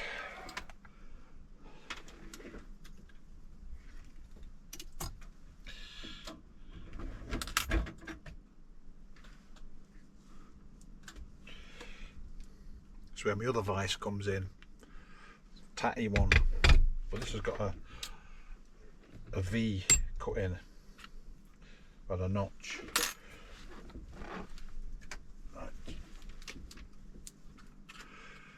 This is just silicon oil from my RC car days. Just going to put a tiny smear on it.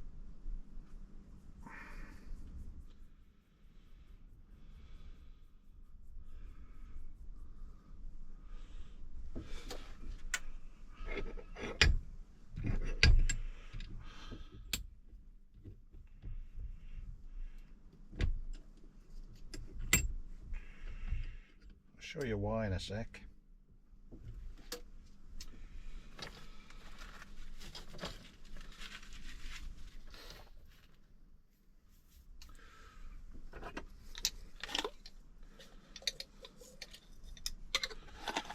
I don't want super glue to stick to it.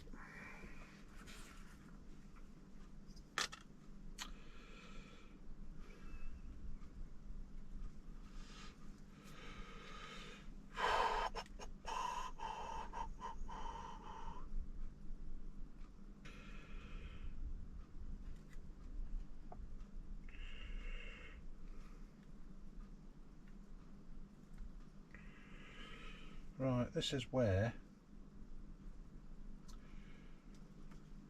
your magnets come in handy.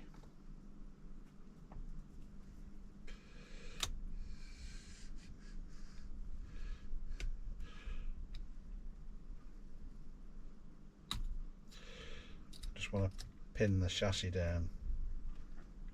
Right, so what I'm going to do,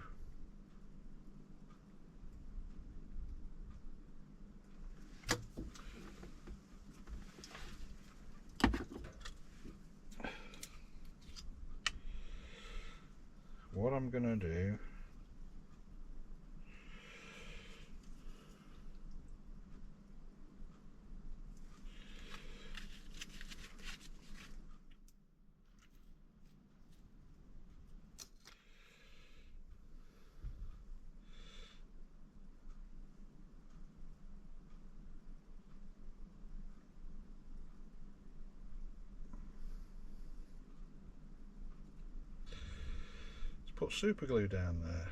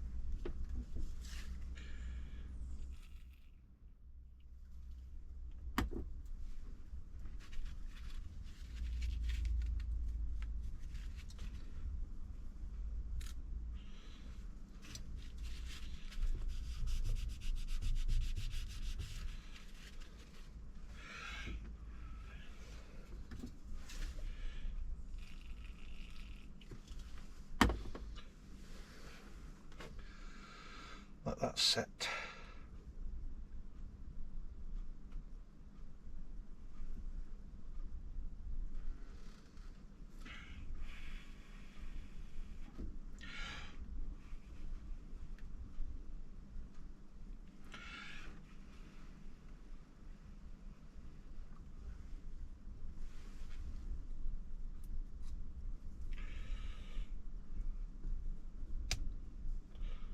Come on.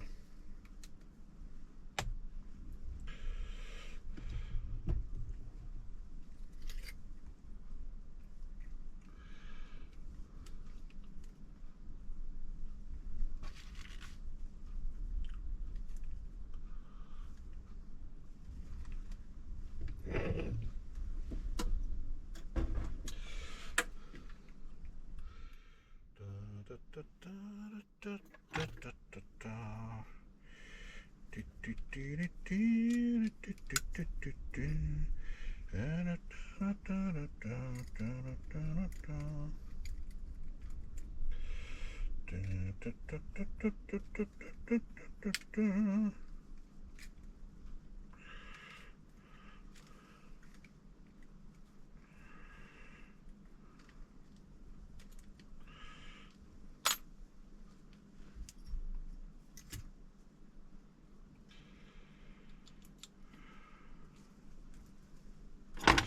Right, let's tart it up. Diamond needle file.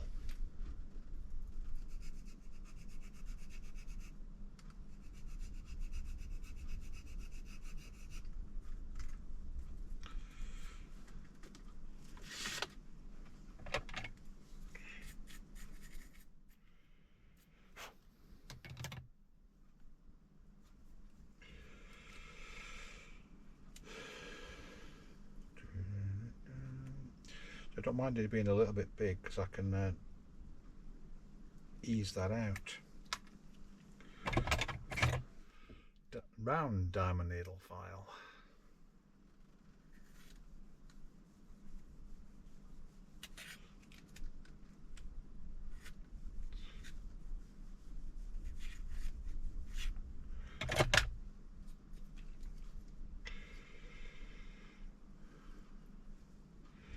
It doesn't help that the top of the guide's all burred over.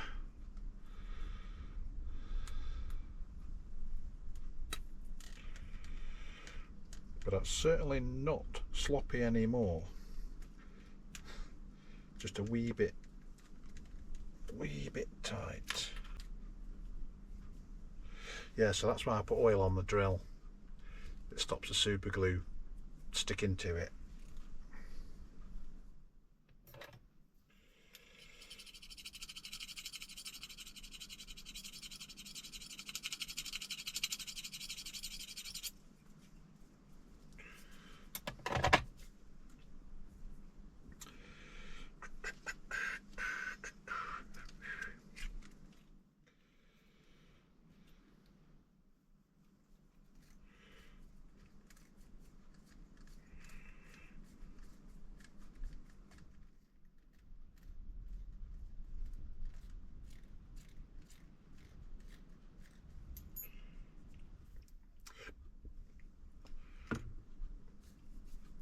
Let's put a bit of inert lubrication on it, like silicone oil for instance.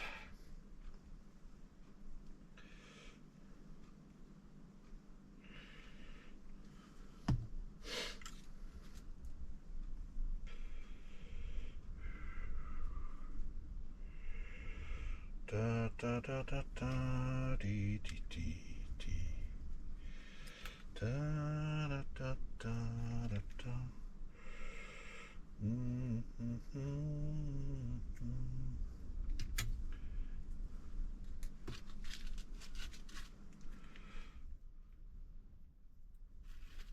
Don't get silicone on your tyres though.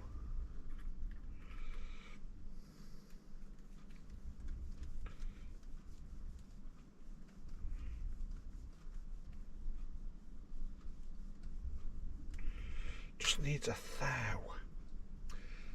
The tiniest little bit.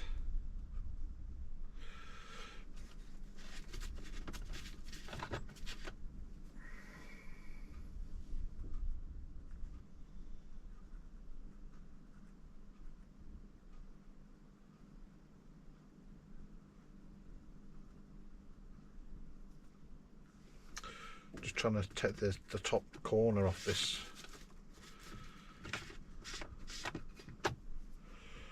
Off the guide.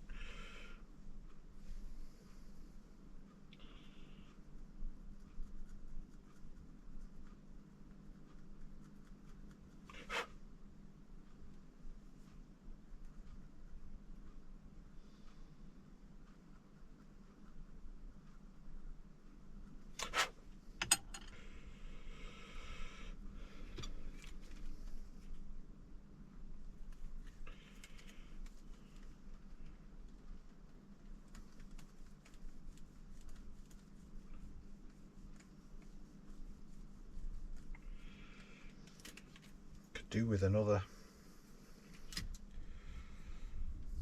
drill a couple of thou bigger than that.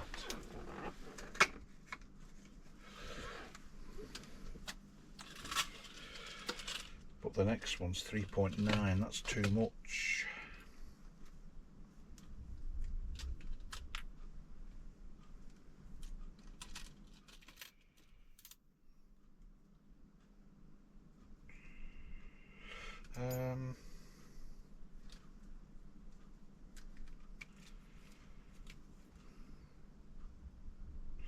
Yeah, I don't really want to do that.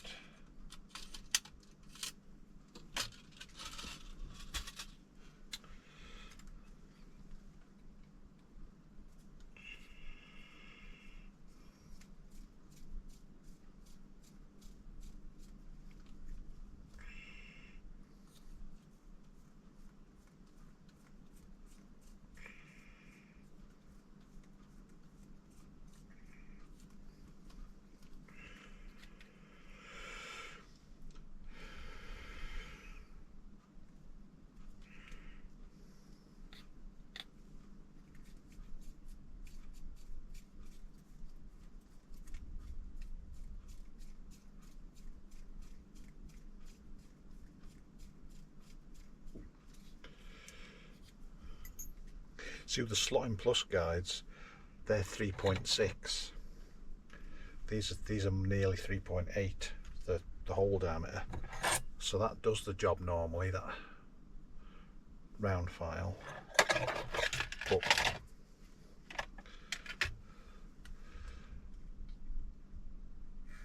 it's just too big.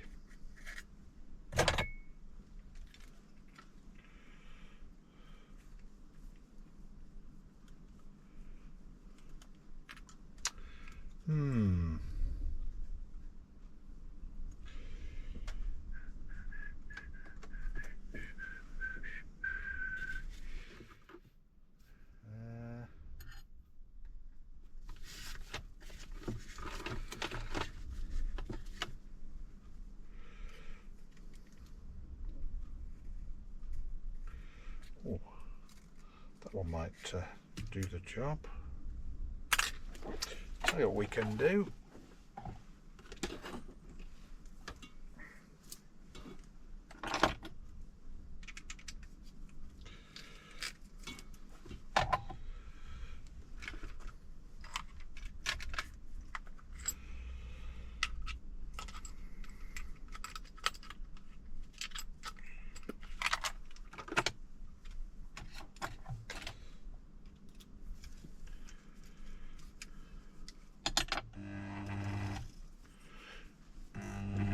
Right, this doesn't run true, so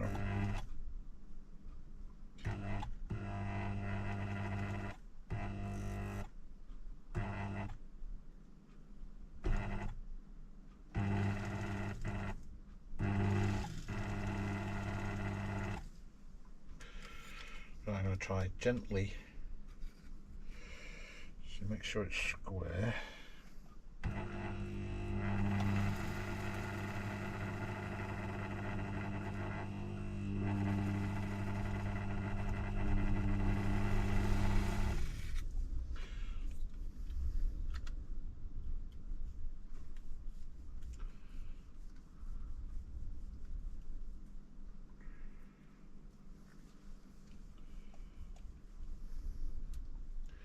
It's just touching it, it's just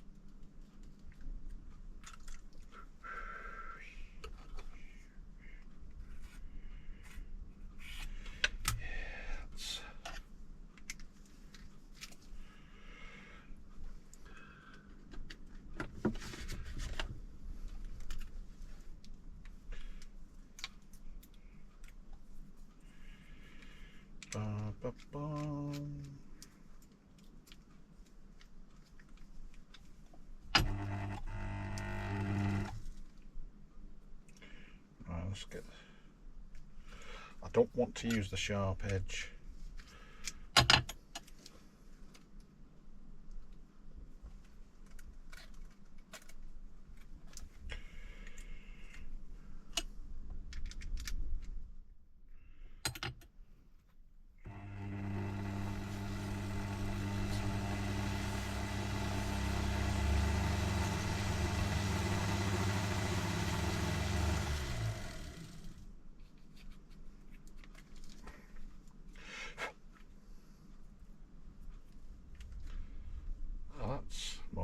kit.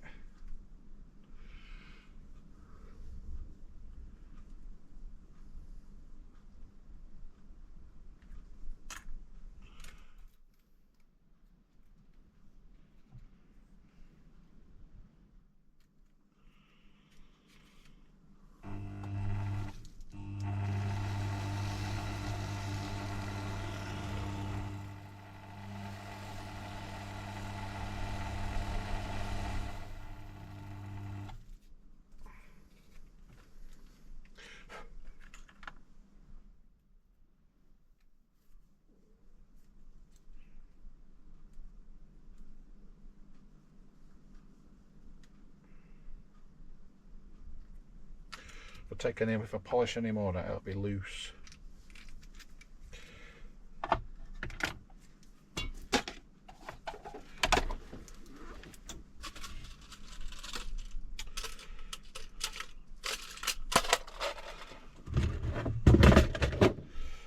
Right.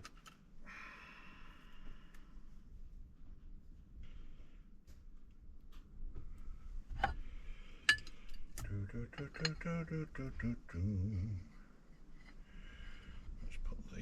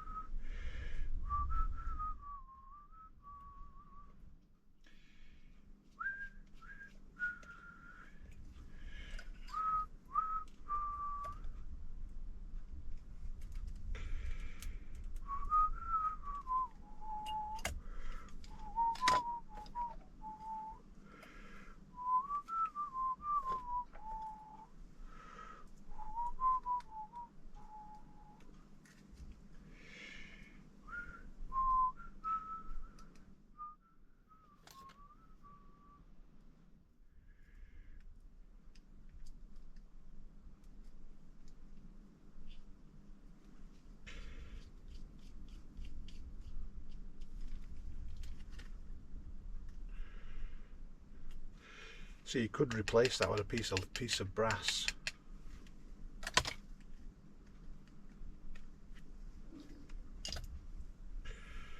Right, let's see if the guide needs shimming.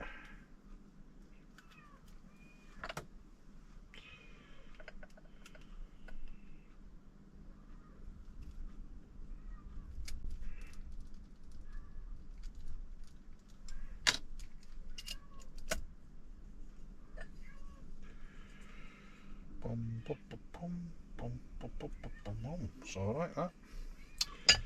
It's alright.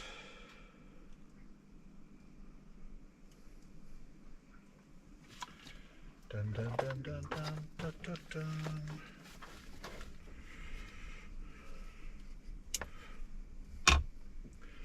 Right. Let's see which way around this goes.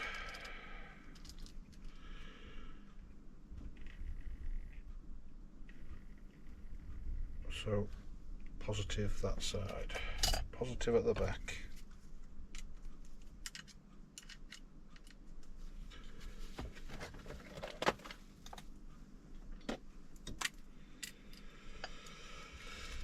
Right, there we go.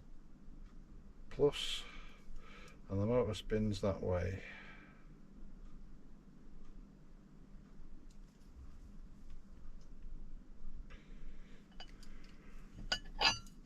Okay,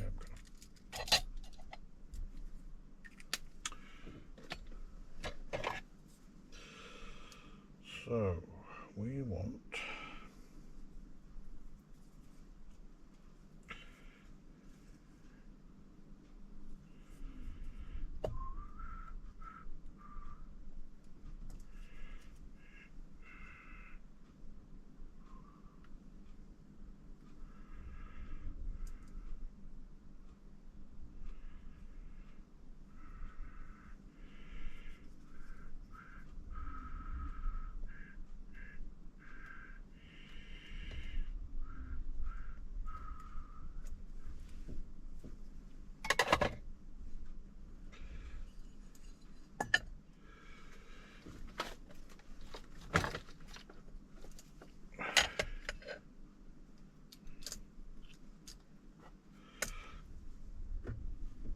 bit of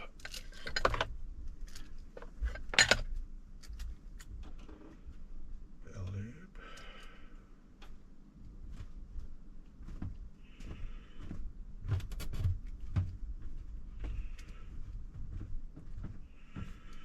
All right, son, just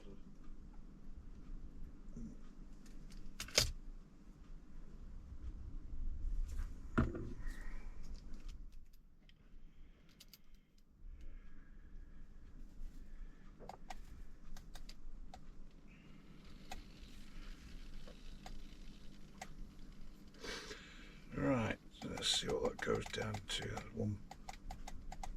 One volt. It's nice and free then.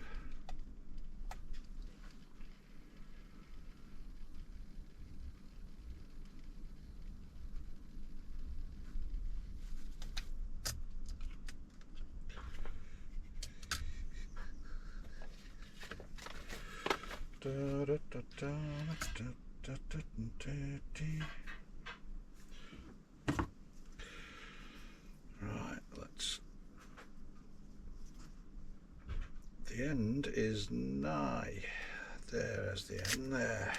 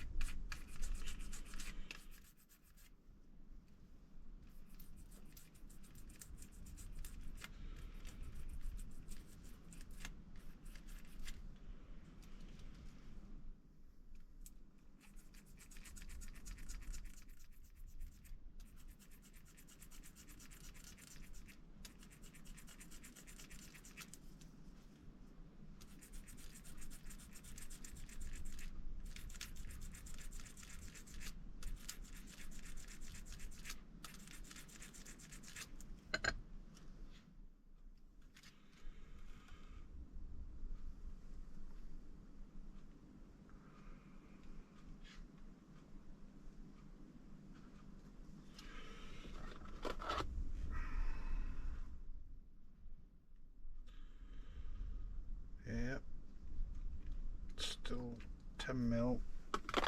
Right, what's the width of this? 59.5, 58.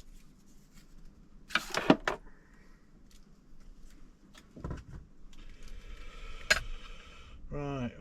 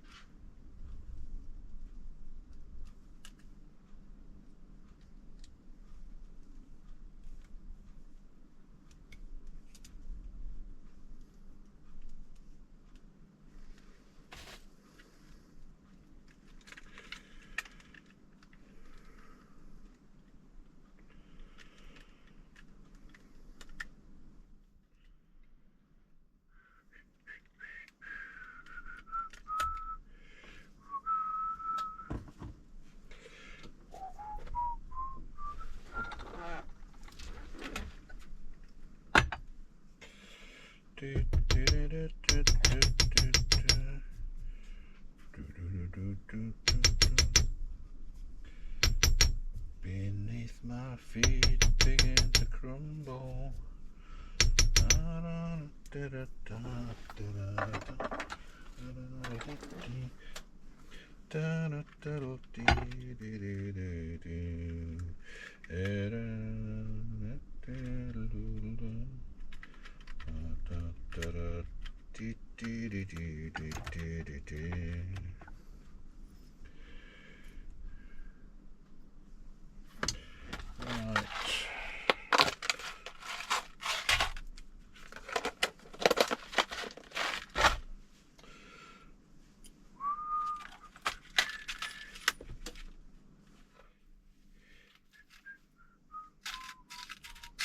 So we had three similar ones. If we had another two of them, that'd be perfect.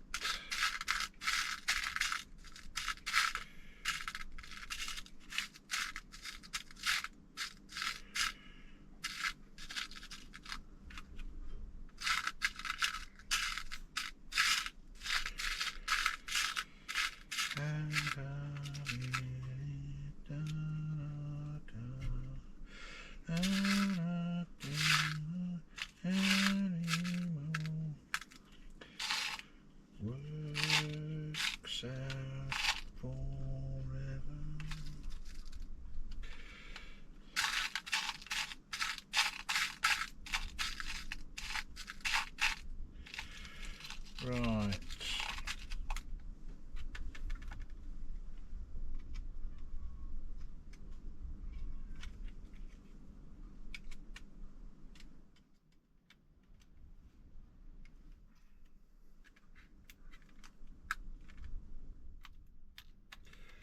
Let's see what we do then.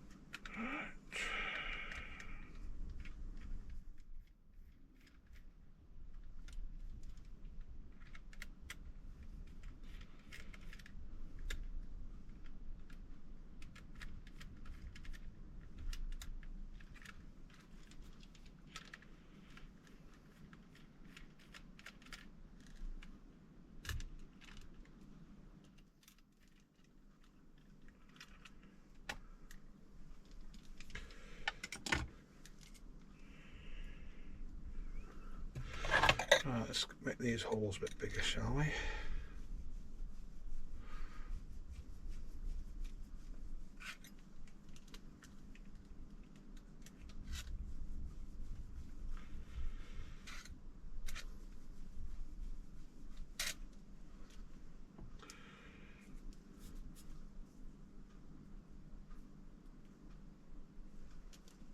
silicon tube again.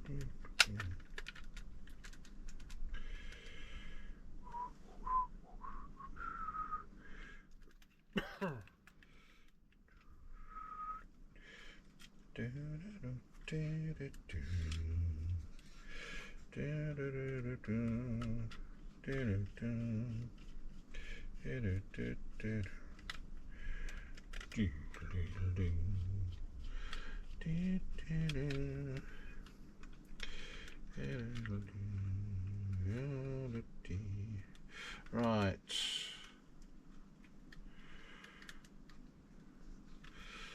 Let's back that up, back that up.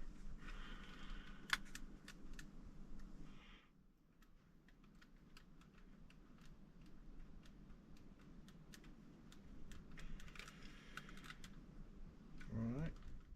Okay.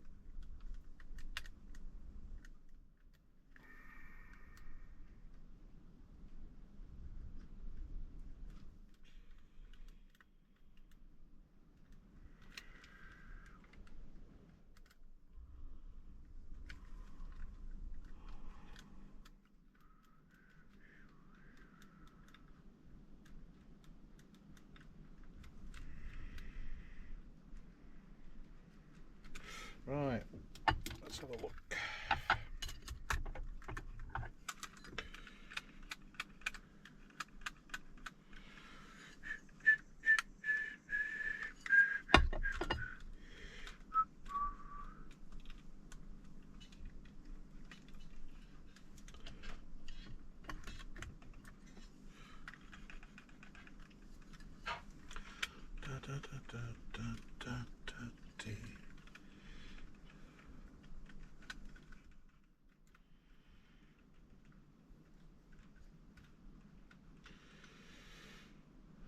Okay.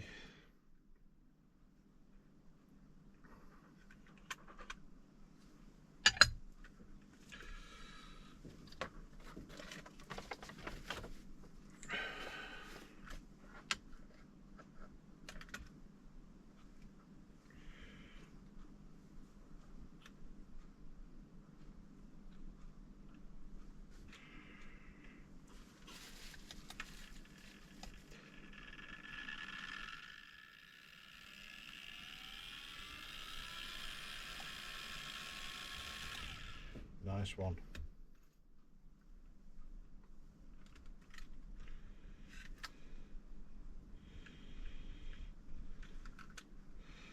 The only thing I don't like is that tyre sticking out like that.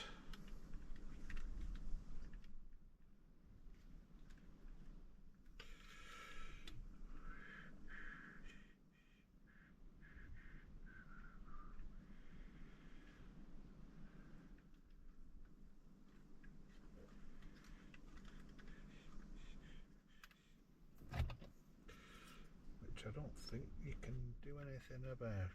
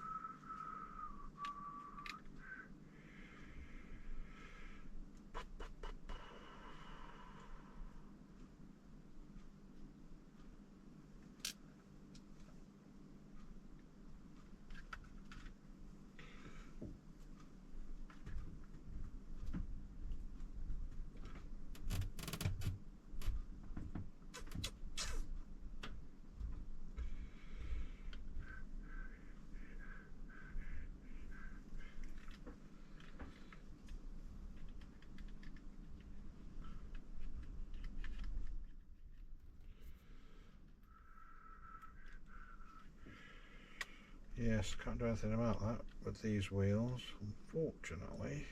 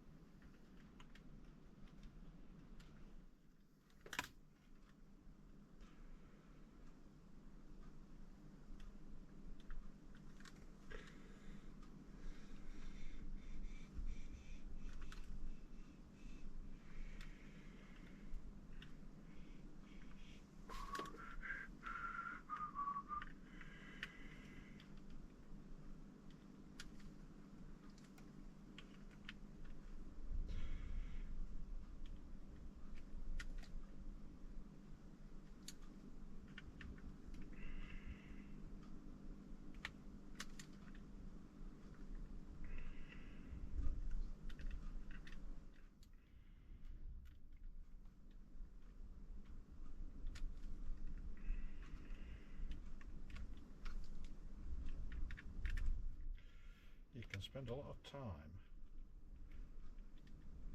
faffing about with these.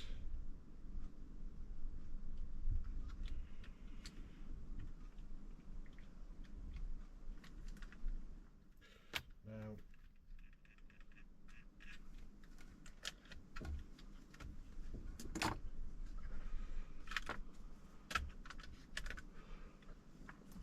the number one pet hate for me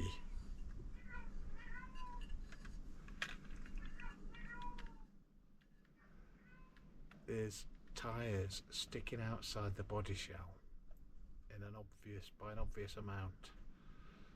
I just don't like it, but I can't move it in as it needs a wheel with a much shorter boss.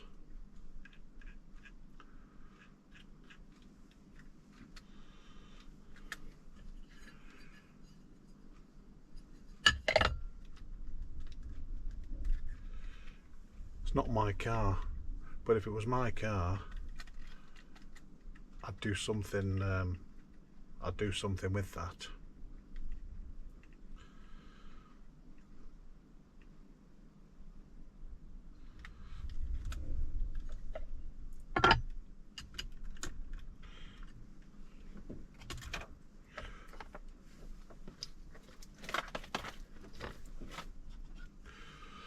Yeah. Like it. That's ready to race now. Now these tyres these NSR Zero graining tyres, they just need a few hundred laps on the track to polish them and they'll go shiny, and then they'll be super grippy.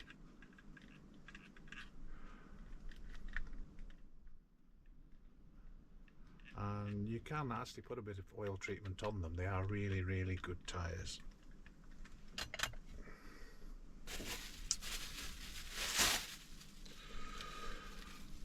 So, Scalextric Hinda Civic, SlotIt chassis and pod, Scaleauto motor, NSR tyres, Scaleauto guide, independently rotating fronts. Just out of interest, final weight.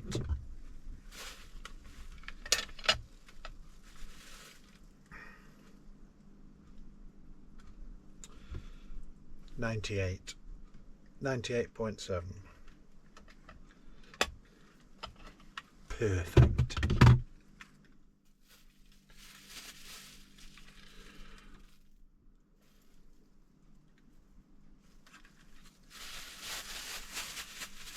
That's that project wrapped up.